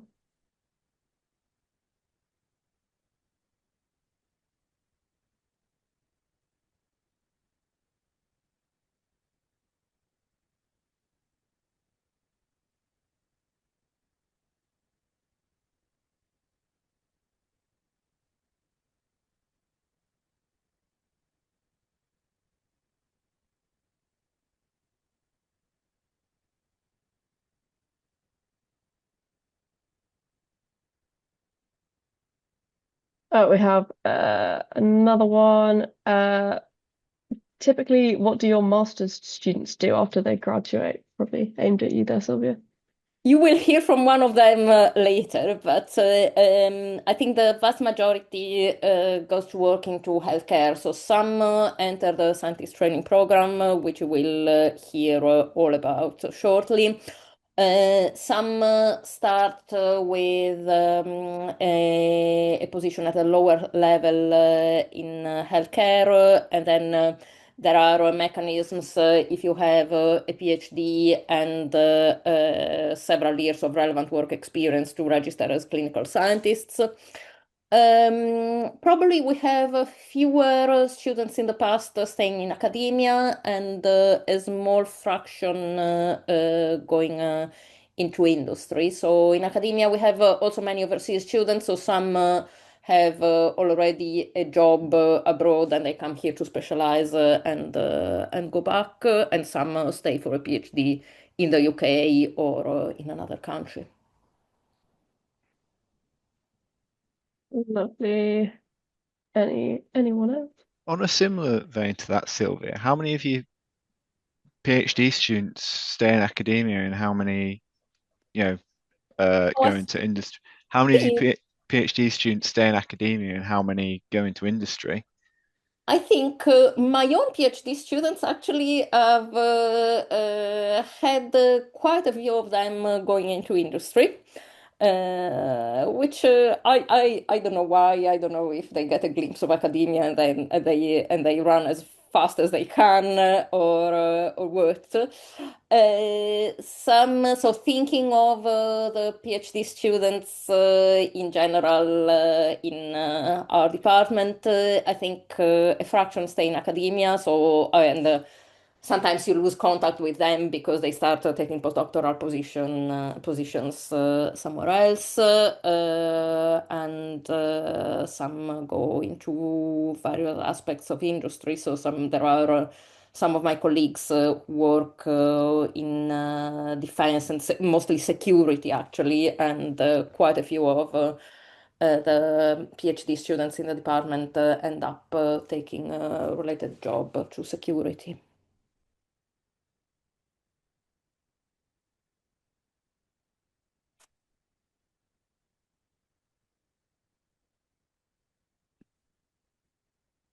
Anyone else? Feel free to put your hand up and speak on the call if you want as well. Oh, lovely. Do you get to work with any fun machines in your research? Yes, Also, I think Megan can tell you more about one of those, but we are working with this detector that is not exactly your off-the-shelf plug-and-play detector, but basically it gives you instead of giving you a number that is proportional to the energy that was stopped by the detector, it gives you the full energy distribution of the radiation, so I can do various things. And I remember when quite a few years ago we started using it, and we started doing the first examples of quantitative imaging to remove a background from an image.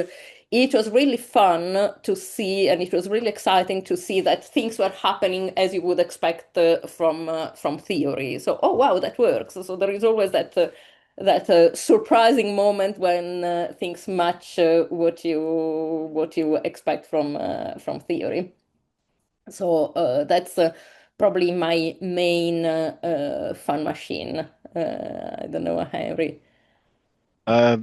we with the picture that I showed in the start of the lab, that's a like not a one of a kind, but very few of like a new type of radiation source, which I think is really cool to get to work with. You know, it's proper state of the art stuff.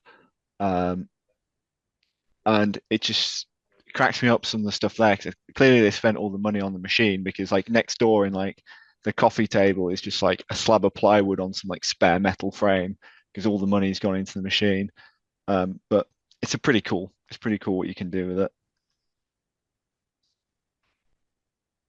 Lovely. Time for one more speedy question if anyone wants to get anything in last minute.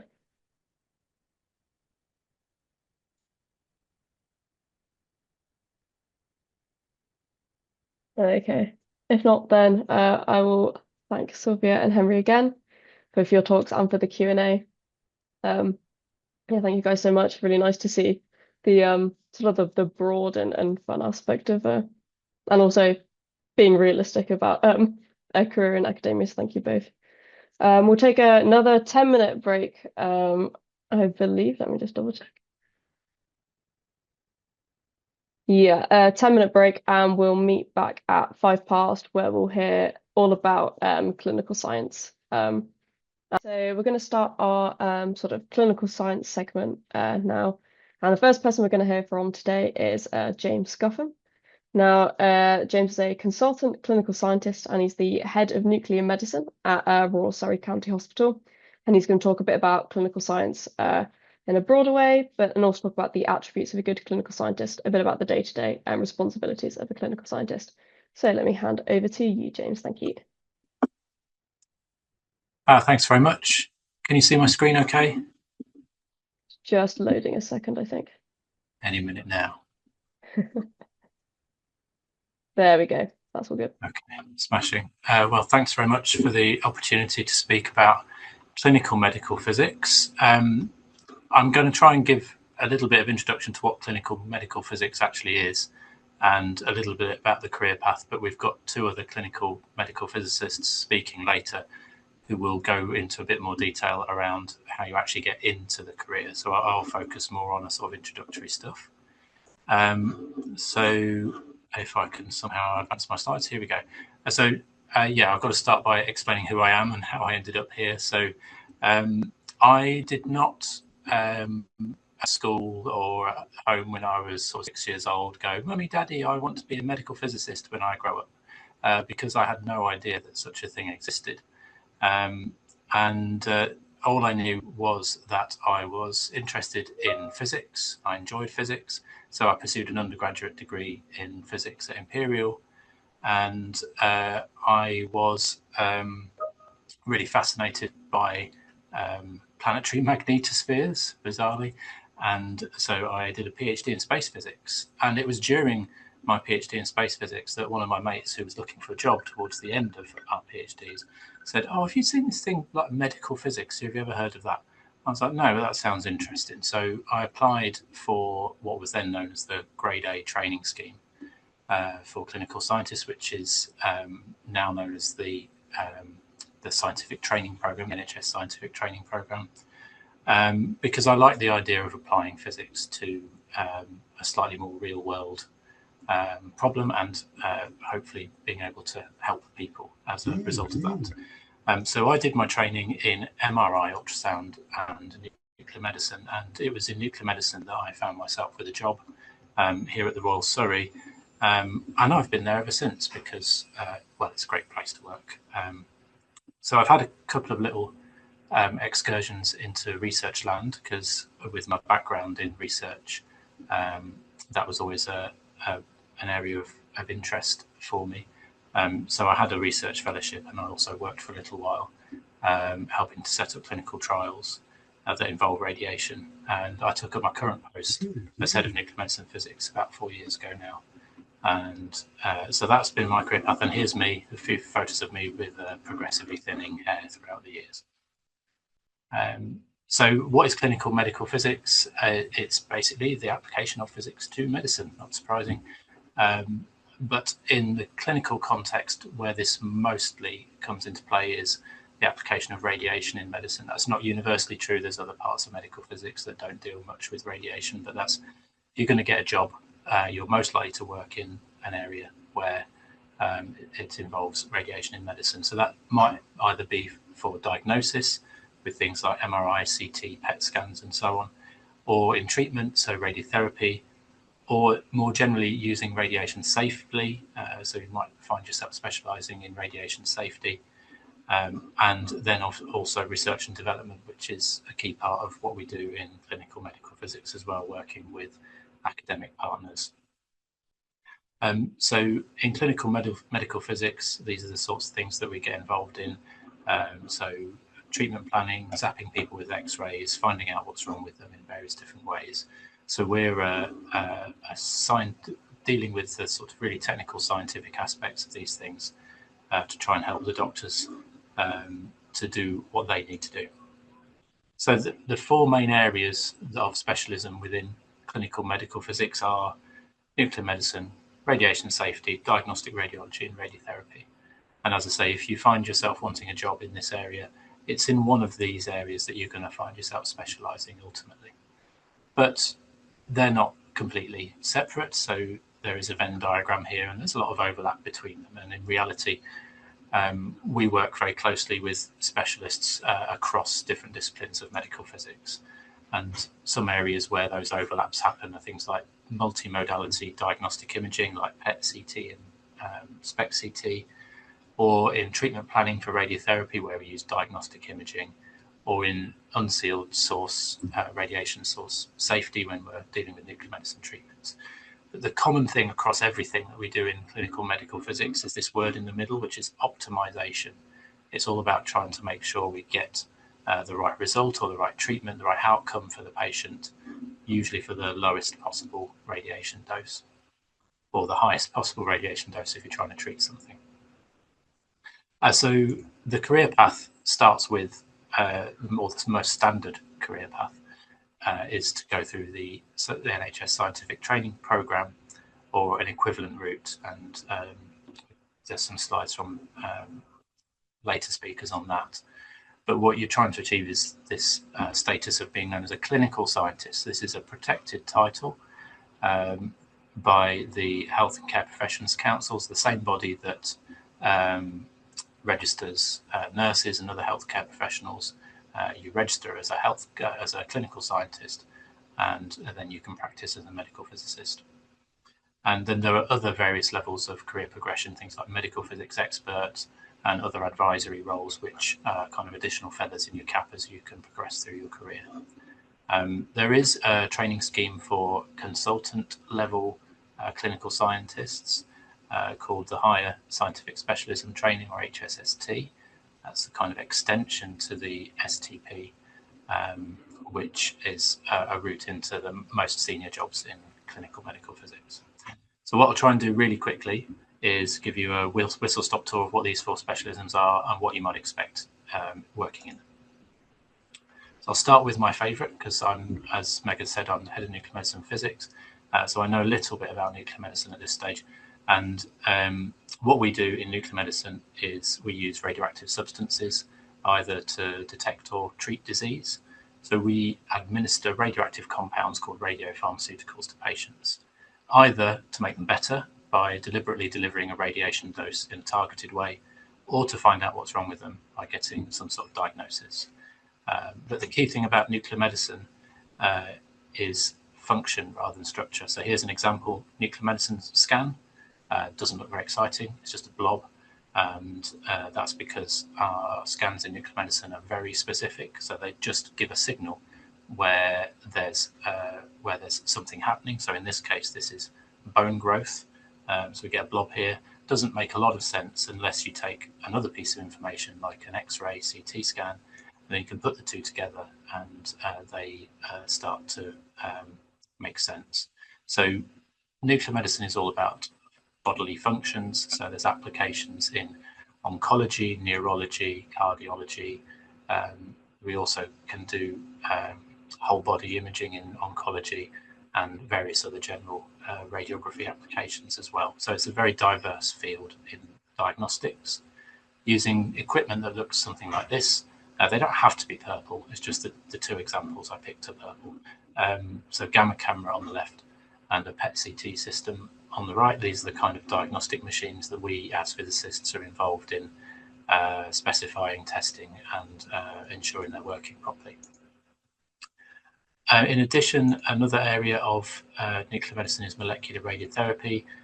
This is where we deliver targeted radiation doses to disease by virtue of the biokinetic properties of whatever molecule we might inject into someone.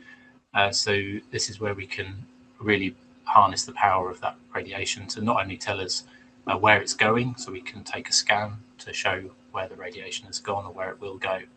And this is so-called theranostics, but we can use different types of isotopes that emit different types of radiation. So, for example, electrons, beta particles, to deliver a more localized radiation dose.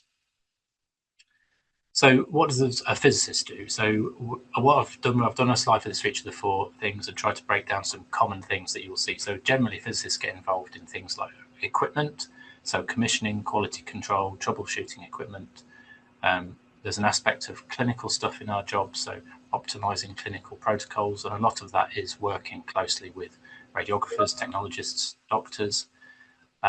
We get involved in planning therapies in collaboration with doctors, preparing and administering radiopharmaceuticals to patients, and communicating with patients as well. So explaining to them the radiation protection aspects of the procedures and treatments that they might be having. We also do quite a lot of radiation safety and quality management. There's a lot of legislation that surrounds nuclear medicine and medical physics in general. So we're part lawyer as well as part doctor, part scientist. And of course, throughout the whole of clinical medical physics, we're always trying to improve things because we're scientists and we like to do that. So introducing new techniques and treatments, R&D are key parts of our job as well as teaching and training, not just other physicists, but other parts of the hospital as well, nurses, doctors who need to understand more about what it is we're doing. So radiotherapy is where we use big machines like this to deliver high energy radiation, usually X-rays, to treat cancer. So these are called linear accelerators, and they have various components in them, which has some cool physics. So we have an electron gun, which fires some electrons along a waveguide, gets bent round by a magnet before hitting a target, generates X-rays, which are collimated to fit around an individual patient's tumour, and the whole thing is mounted on a rotating gantry to try and deliver a dose distribution that has been planned very carefully to make sure it gets the best outcome for the patient with the lowest side effects. And physicists are absolutely integral to this whole process. The whole principle is trying to destroy the disease whilst sparing adjacent healthy tissue, and that means lots of simulation, advanced software and techniques such as immobilization of the patient and image-guided techniques as well. Within the sphere of radiotherapy, kind of a little bit in that Venn diagram overlapping with nuclear medicine is the area of brachytherapy, which is where radioactive sources are implanted inside a person to deliver radiation dose to a tumour. And apologies for the graphic picture here. This is a treatment for prostate cancer, and the picture on the left, you can see this guy at the back here is a physicist who's been involved in planning the treatment, and he's actually in the theatre helping to make sure the treatment delivery is optimized. So again, a physicist in radiotherapy gets involved in similar things with a different slant. So equipment, commissioning, quality assurance, troubleshooting of linear accelerators, treatment planning systems, CT scanners and other equipment to make sure the radiation dose is being delivered effectively. Again, involved in planning individual patients' treatments, very close working relationships with doctors and radiographers, and preparing and assisting with those insertions of sources for brachytherapy. Again, there's lots of radiation safety, innovation, and teaching and training. Over in the world of diagnostic radiology, this is where we take pictures of people to work out what's wrong with them. That usually involves X-rays, but doesn't have to be X-rays. It could be MRI or ultrasound as well. All of these things fall under the sphere of diagnostic radiology. So again, there's technical stuff happening here with radiation, so physicists need to be involved. So a physicist in diagnostic radiology, again, will be involved in commissioning, testing these different scanners, and advising on how best to optimize the imaging with a good understanding of the physics of what's going on behind it. Again, collaboration with doctors and radiographers, and the same things: radiation safety, quality management, innovation, teaching, and training. In radiation safety, this is an area which kind of pervades everything that we do in medical physics. The aim is to try and avoid the obvious dangers of using radiation to keep things to as low as possible. So this comes back to the whole concept of optimization.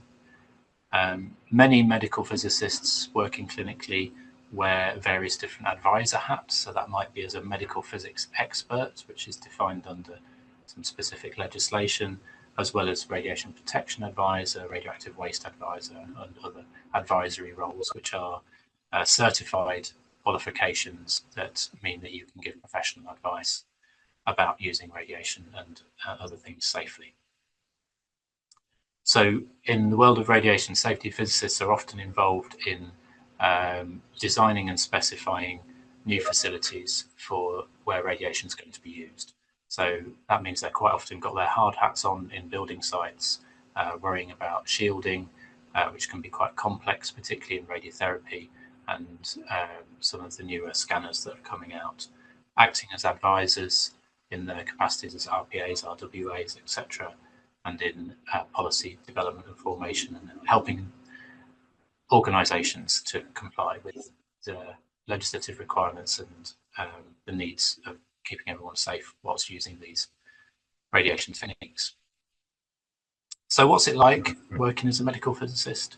Well, I think it's fair to say that there's a huge variety, whether that comes from practical aspects using equipment or treatment planning to more professional activities like worrying about the radiation safeties, radiation risk assessments, auditing. Communication is really important. So explaining things to people, being able to communicate really complex, difficult stuff to people who are potentially quite scared is a rewarding but skilled task that we need to learn as physicists, because they don't usually teach you that in your physics degree.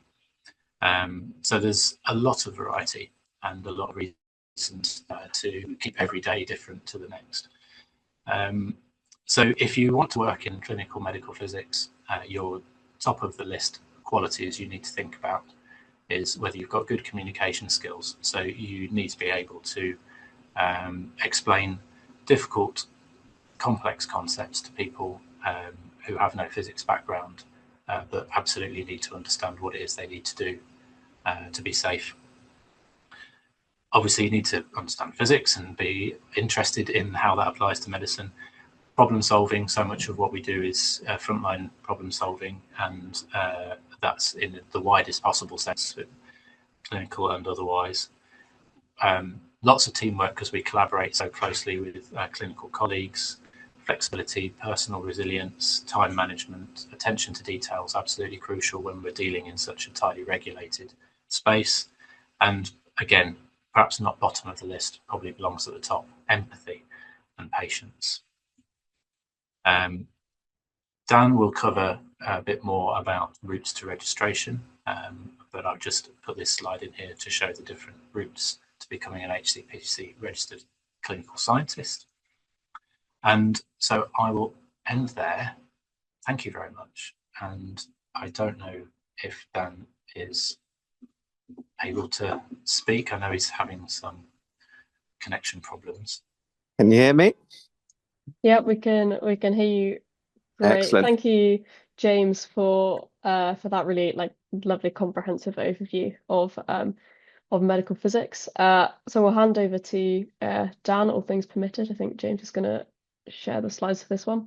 So Dan is a clinical scientist in nuclear medicine, also at Royal Surrey, who's recently finished the STP, and he's going to hopefully, fingers crossed, talk to us about the STP process and his experience with it, and give you some advice if that's what you would like to do.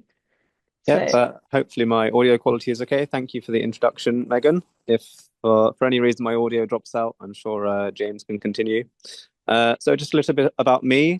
I graduated with a physics degree at age 25 a few years ago, and I had no idea about medical physics until I had injured my knee and I was sitting on the inside of an MRI scanner. And I'm thinking, oh, well, who takes care of all of this technology and this science and this imaging inside hospitals? It's not all doctors and nurses. Of course, it's physicists and engineers. So that's what got me interested. And then straight out of my physics bachelor's, I managed to get onto the STP, and I've got the inside scoop on how to make a really strong application for all of you. And yeah, it's developed a lot of positive qualities, including adaptability, such as managing to join to present this despite being gridlocked in traffic. So that's something I'm very grateful for. And just a few years ago, without the STP, I'm not sure would have been able to do this. So if you could, next slide, please, James. Okay, so what is the STP, first of all? So it's a 3-year program of work-based learning supported by a university-accredited master's degree. So what does that actually mean? So it's a fully funded bespoke master's degree, specifically for the STP students. It's paid quite well for a sort of graduate scheme-esque training scheme. It's about 38k and a bonus if you're inside London. There's also £2,000 a year available for academic program expenses, so traveling to one of the particular universities or attending educational opportunities. And there's usual things like NHS pension.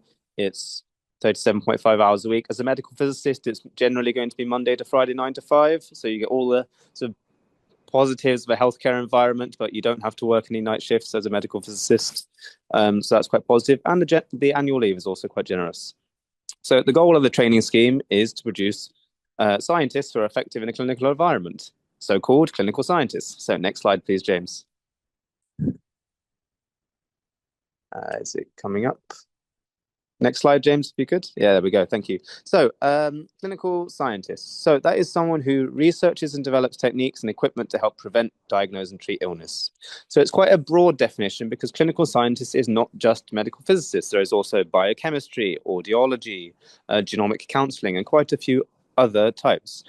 But focusing on the medical physics ones, for now, what does their day-to-day look like? So James described the kind of tasks that medical physicists might be involved in the different areas. But here's a typical work week that I might have experienced maybe a week or two ago. So there's a mixture of direct patient-facing stuff, especially in nuclear medicine. So radiation safety consults or administering a therapy.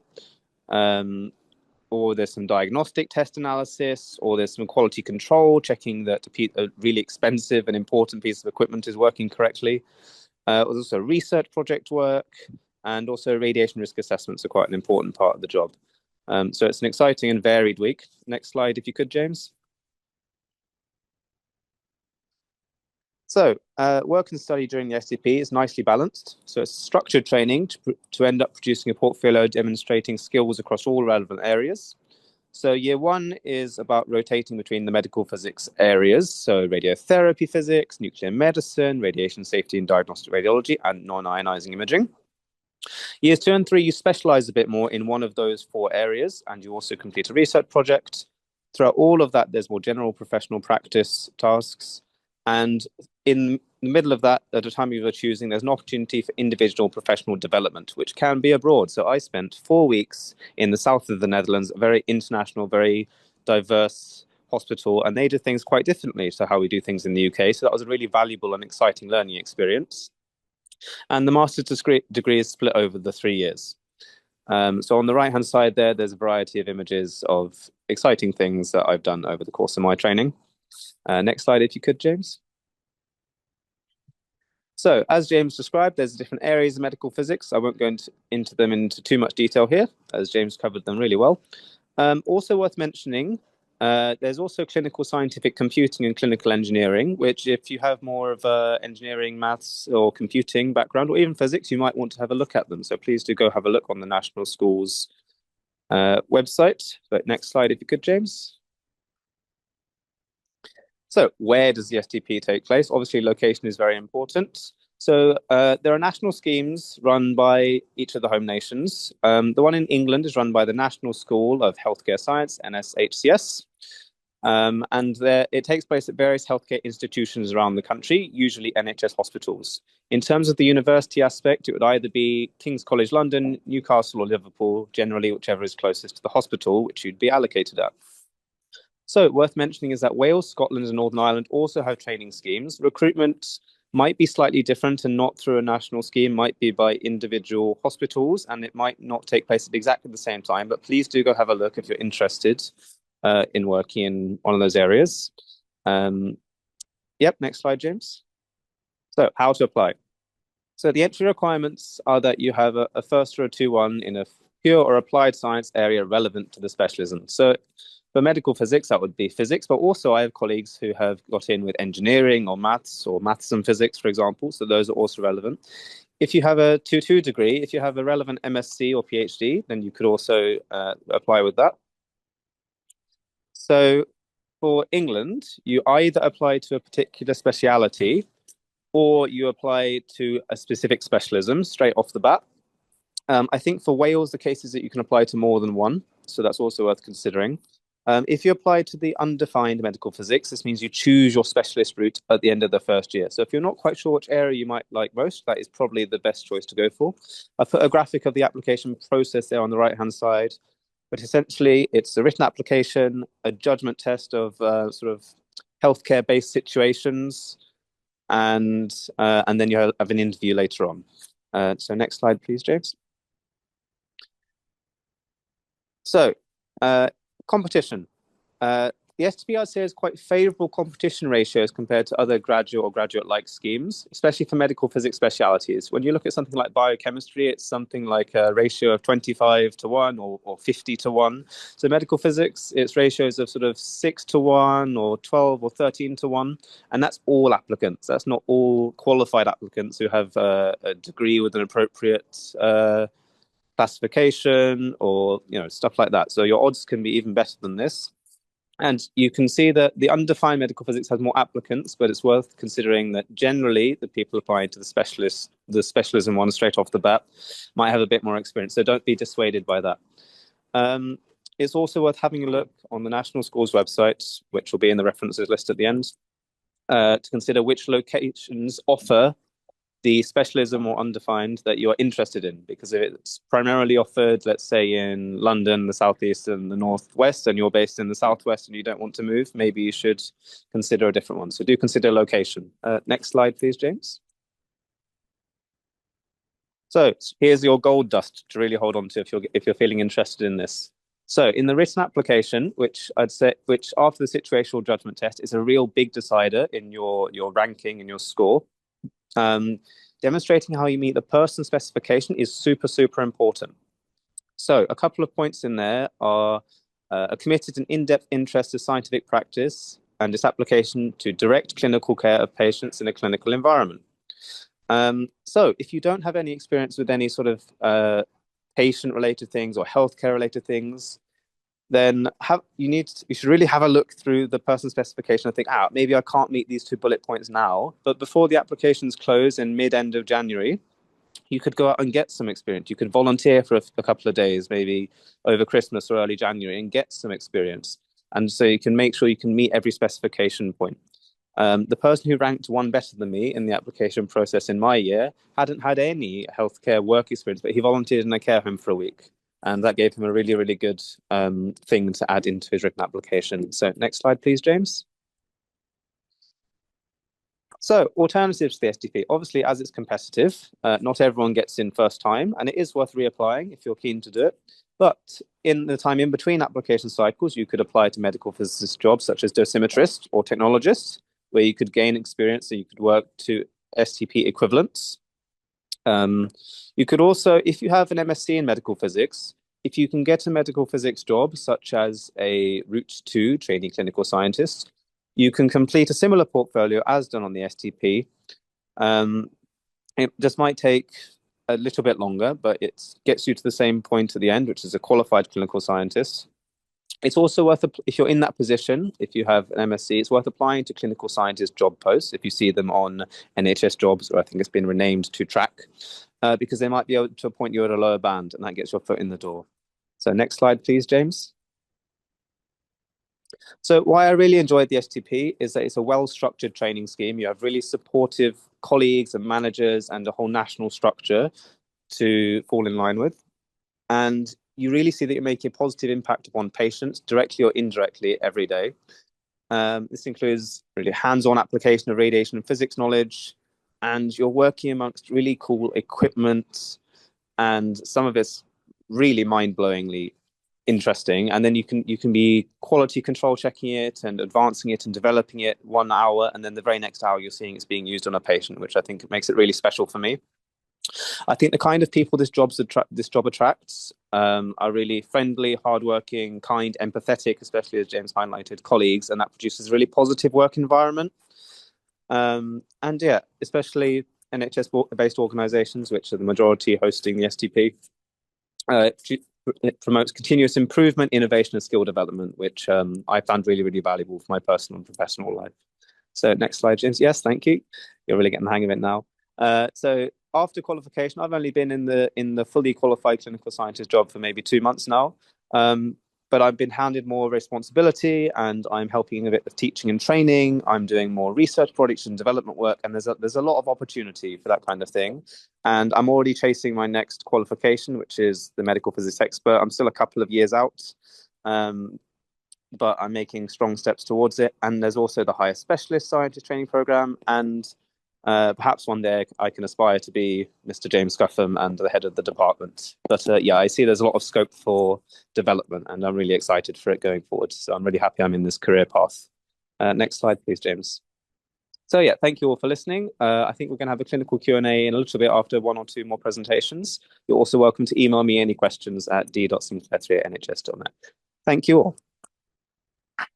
Lovely, thank you, Dan, and thank you for joining us from your traffic situation. A really lovely view of the STP. I think everyone will find that really useful who's interested in that. So going to move on to our final speaker for the Q&A, who is Charlotte Griffiths, again a recently qualified clinical scientist, this time in radiotherapy at the University of Southampton NHS Foundation Trust, and she's going to talk about her pathway into clinical science and a bit about working in radiotherapy. So let me hand over to you, Charlotte. Thank you. Hi, can you hear me okay? Can you see my screen as well? Yep, we're all good. Great, awesome. Okay, so hi everyone, I am Charlotte. This is just a very quick introduction to me. I am a STP graduate. I specialised in radiotherapy physics, and I trained at and am now working at Southampton hospitals. So I haven't really moved much after finishing my training because it's such a lovely place to work. So we'll dive right into what my career path looks like. as I'm sure everyone has done at some point in their lives, they'll have completed their A levels, AS levels, and I decided, having a passion for astrophysics, I wanted to go and study astrophysics and cosmology at the University of Portsmouth. At the time that I was at Portsmouth, I didn't think that I was keen on anything other than astrophysics, but the pipeline from astrophysics to medical physics seems incredibly strong. So having no interest to having complete interest, the way I got into it was through a optional module in health physics, which I was enticed into doing by the 100% coursework grade. So that's what seemed to draw me in initially, and then I realized that I loved it. So after finishing my MPhys, I applied to the STP and I was not accepted on my first go. So I decided that I was going to study at the University of Surrey, an MSc in medical physics. Then, having completed that, I'd also reapplied for the STP, and I was successful on this occasion. And I decided I want to stay in Southampton, and was lucky to get that choice, and started my training in Southampton with radiotherapy. And then as of this September, I have gained my HCPC registration, and I've finished the training programme, and I am off out into the big wide world of radiotherapy physics. So what does my day-to-day look like? I'm hoping, oh, there we go. So I used to joke that being a STP trainee, part of the job description was part-time photographer. And these are just images of all of the things that I've seen over the past 3 years, or done over the past 3 years. So that's ranging from measurements that I've taken with different detectors, creating jigs, commissioning work, going and seeing different machines in different centres as part of an elective, working with some amazing people who are also popping up on screen now, and dressing up in bright green, yellow suits as looking into what radiation protection training might look like. In my first year, going to conferences, and part of the university work was going to lectures and getting to see bits of Linux that had been dismantled, which was great fun, and also seeing all of this new high-tech stuff that will come out in conferences. So there's lots and lots of pretty pictures there, I hope, that have interested you. In terms of what you can do, you can see it's quite varied. You could probably do something different every day of the week if you wanted to. In terms of the things that I quite like about the job, I like doing the project work. I enjoy the fact that it often involves taking measurements. I'm not a big fan of staying at my desk all day. So being able to get up, go and take measurements, and then come back, sit down with a spreadsheet, that makes me very happy. Some people, they like to have days where they're sat at a PC, that's all they want to do. In that case, planning is probably for you, rather than the QA side of things, as you do get to curl up with a nice cup of tea and plan a few patient plans. So there is quite a mix of what you can do in terms of what your day might look like. One thing to note about radiotherapy is that it is quite prone to shift work. So for us at Southampton, an early shift might start at 7 and finish at 3. A late shift could start at 11 or 12 and finish at 7 or 8. And then obviously you've got the 9 to 5 as well. Some groups may also work really quite late and not finish until maybe 11 in the evening, depending on if things go really, really wrong. So, and there is also that fact of, if something's not going right, you do have to try and get it working before the next day often, because of the clinical pressures. Something else that you might want to be aware of with that, though, is that it does mean that you don't have to take time off your dentist appointments, your MOTs, your doctor's appointments if you need to go see the GP or something. So you can work your life in with this, and also it's great for childcare. I know a lot of my colleagues have got children and find that it's helpful. We can do 4-day weeks in many places, or you can shift your hours to suit you. It's about communication with your teams and your manager. So I haven't ever had to worry about taking time off for life things for the past few years, which is great. But then on the flip side of that, you will see patients. If you're a person, if you're a person who doesn't really like seeing patients, you can mostly avoid it. But then there is the emotional side of it, regardless of whether you're patient facing or not. You will see people who are very unwell, unfortunately, and that can have an emotional impact. And being aware of that and making sure that you take care of your mental health and your emotional well-being is really important in this job as well. And I don't think that gets spoken about very much, or at least it wasn't clear. Well, it wasn't said much to me before I started.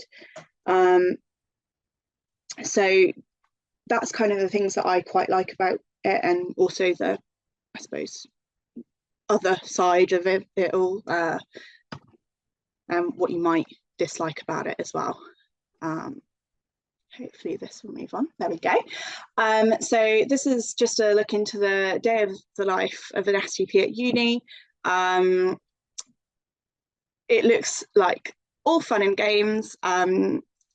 There is also some work too, but generally I'd say that it was a really enjoyable experience going to King's and meeting lots of other like-minded people on my course, and I've made some really great friendships through that, and yeah, would recommend. I won't go on too much about this because I'm sure everyone knows what uni life looks like. So looking a little bit into what radiotherapy is, we can largely split it up into planning, quality assurance or QA, and brachytherapy. So what that might look like. Planning is looking at the treatment that we need to plan for a patient, so taking into account anything that may be at risk from the radiation, so organs and the side effects that a patient might experience from that. So they may have loss of function of an organ, perhaps, if a large dose of radiation is being put through that organ. We've got a variety of different treatment techniques that you might use, and that's often done on a treatment planning system. We also check that plans are safe for treatment through calculation and measurement, so that might be an independent dose check with another piece of software that calculates the dose again, or it might be a measurement using a detector like a Delta 4 or a IQM detector, which I'll let you ask me about, or you can look up on your own time. Then there's a quality assurance. We're very safety focused as a industry. So we need to make sure that our machines are being kept working well, and that they're working as we expect, and in a safe manner. So part of my job will be to go down a couple of times a month for each a machine. So we've got several machines at Southampton, so I'll go a few times a month possibly. And you just spend the day running all of these different tests on the machine. So we'll look at things like the couch movements, the gantry movements, where the radiation isocenter is, the energy, the output, and then seeing if it is working well by delivering a couple of standard plans at the end, just to name a few tests. So this essentially makes sure that we're not over-irradiating or under-irradiating patients when they're getting their treatments, and that they're safe for use. And we're we're quite precise with our measurements, where tolerances in radiation protection might be like 10% or something. We would like it to be much smaller, like 1 or 2%. We're worried about millimeters kind of level of accuracy and precision. So if that would frustrate you, maybe it's not the one for you. If that really makes you excited, perhaps radiotherapy is for you. Then there's also brachytherapy, which is different from the external beam, which is the LINAC way of irradiating a patient in radiotherapy. Brachytherapy treats from the inside out using sealed sources. That requires attendance in theatre, which I think James kind of went over. And also you need to do the planning and quality assurance for that as well. So that's a completely different machine to a LINAC that would be used. It's an afterloader. Or you may be doing seeds, so like a prostate seeds treatment. So checking the activity of those seeds before they are implanted into the patient.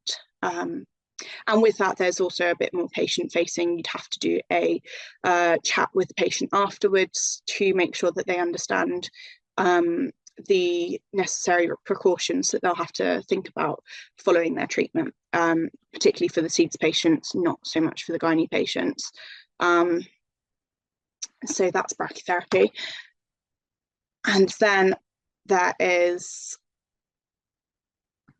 when it appears, projects, which I really like. I did my MSc project with Southampton for KCL, and I had a really great time doing that. There was lots of kind of project planning involved, working out what tests do I want to do to work out whether or not it works the way I want it to work. Then there's also looking at the publication of your results and your project results.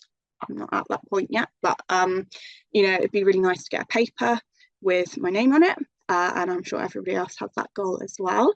And then also there's attendance at conferences. If you've done some really fantastic work, you may want to celebrate it and tell everybody else about it.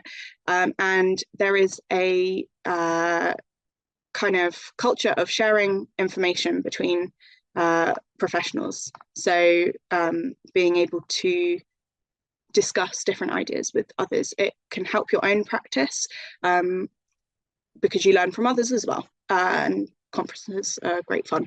Would recommend going to one.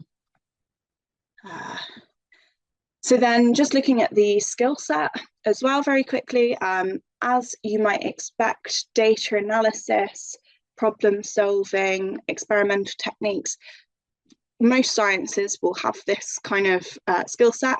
But then I think some of the interesting things about radiotherapy skill set is the team working. We've got lots of different people working within radiotherapy, and there's lots of different teams who will interact with each other. There's attention to detail. I did mention that we're worried about millimeters and 1-2% differences, whereas others are worried about 10% differences. So that gives you an idea as to the level of detail that you might need to be paying attention to.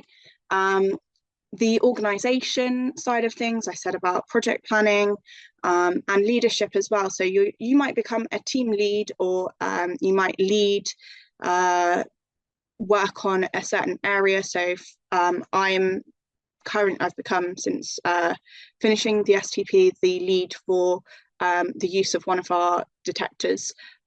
So I get to liaise with the manufacturer and kind of help roll out updates and take the lead on that. And then there's also informed decision making. You need to use your judgment, your professional judgment, to make the best decision for patients. And that's every day. And it can be scary, yeah, sure. But you've become confident in your ability and your knowledge and your understanding. So that's something to be aware of. And also coding. If you've got an interest in coding, there's also lots of scientific computing groups, some integrated within departments. Others may have their own individual scientific computing group. But if you're keen on coding, that's also something that you could do as part of the role as a radiotherapy clinical scientist. Happy to take questions in the Q&A, or if you would like to email me later on, if something pops into your head tomorrow, you're welcome to email and send me your question, and I'll try and get back to you as soon as I can. Lovely, thank you so much, Charlotte. That was a really good look at radiotherapy in a clinical setting. We have overrun a bit, so if any of our speakers need to leave for any reason, that's more than fine. If not, we have probably time for just a couple of questions because I don't want to keep anyone for too long. So feel free to put those in the chat or raise your hand and ask away.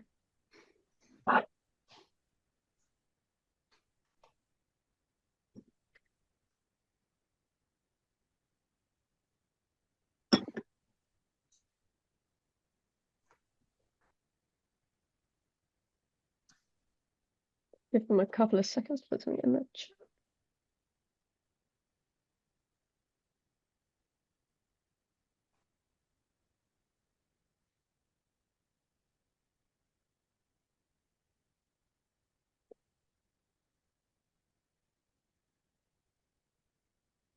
I'll ask a real quick one to get the ball rolling, perhaps. Oh no, we have one. Don't worry. Do you have a better chance of getting into the STP program with an MSc rather than an MPhys? Would you mind me answering it? Yeah, go for it. I don't think so. I know many people who have an MPhys who went straight into it.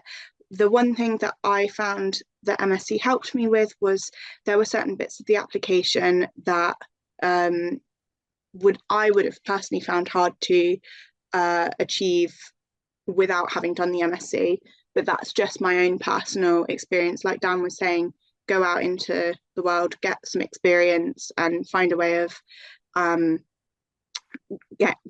gaining experience to fill those gaps. So I wouldn't worry about an MSc. The benefit of it, especially from Surrey, is if it's an IPEM accredited one, like Surrey's is, you might be more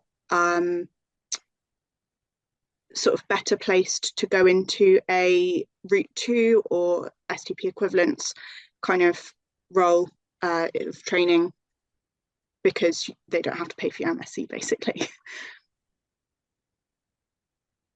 Lovely. Thank you for that. Another question. Is the STP situational judgment test similar to the one when you're applying to study medicine?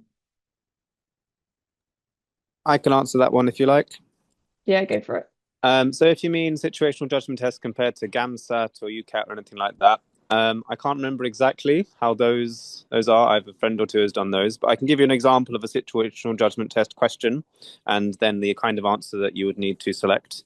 So it might be a doctor is attempting to inject a patient and the patient screams in pain and the doctor shouts back at them. How appropriate is that response? And you would have options of very appropriate, a little appropriate, not so neither appropriate, not inappropriate, slightly inappropriate, or very inappropriate. And so obviously probably would be very inappropriate. If you put slightly inappropriate for the doctor shouting back at the patient, that'd also be fine. And the scoring is based on how close you are to the sort of correct healthcare professional kind of ethos sort of response to the situation. And it's, I think, maybe 70 odd questions in about 50 minutes, something like that. So it's sort of based on gut feeling, and you're not supposed to have any medical knowledge. It's more about knowing where you would sit professionally and, you know, how healthcare professionals should handle situations. It doesn't require any medical knowledge. It's just based on, yes, situational judgment. But it's quite quick fire questions. I hope that answers your question. Let me know if you want a bit more detail, or you can email me. Yeah, thank you. Lovely, thank you. One more. How easy is it to get a job for Route 2 accreditation if you have a relevant master's or PhD? Are these jobs rare? Should I take that one? Yes, Yeah, they are rare. Sorry. you've got to really search for these. But as Dan said, I think what you can do as a strategy is to apply for jobs that you might not appear to be qualified for. So if there's a Band 7 job for a qualified clinical scientist, if you apply, because frankly there's just not enough people out there, it is possible that an employer might take you on at a lower grade and train you up into the post. So don't despair at the lack of apparent lack of opportunities, but yeah, be brave and apply anyway, and you might get lucky. But it is quite rare to see them specifically advertised. I don't know did anyone mention the medical physics mail base as a source of job adverts, but yeah, there is a medical physics JISC mail where a lot of job opportunities are posted. So if you Google medical physics JISC mail, you can subscribe to that mailing list and receive updates. And it's also a useful insight into the profession because people tend to post questions on there for the hive mind of medical physicists in the UK. So it's a good way to learn about what sort of things people are worrying about. Lovely, thank you. Oh yeah, thank you for putting that in the chat. I'm sure that'll be really useful. If there isn't any more questions from the chat, then because we've overrun, I'd love to thank all of our speakers again, James, Charlotte, and Dan, and also everyone else who has spoken today. Thank you so much for taking the time out to join us. Thank you also to the IOP and obviously the IOP medical physics group, which I'm part of, for us putting this together for you. I hope you really appreciated it. A recording of this and last week's session will be sent to you along with Emma's handouts, some career information, that kind of thing. And yeah, there'll also be a survey which will be really useful if you fill in just to give us some feedback on this event so that we can see what you liked about it, what you didn't like, and if potentially if we could run this sort of thing again. So thank you guys so much. Thank you all of our speakers. I hope you've really enjoyed this week and last week. Thank you so much for coming, and take care. Goodbye.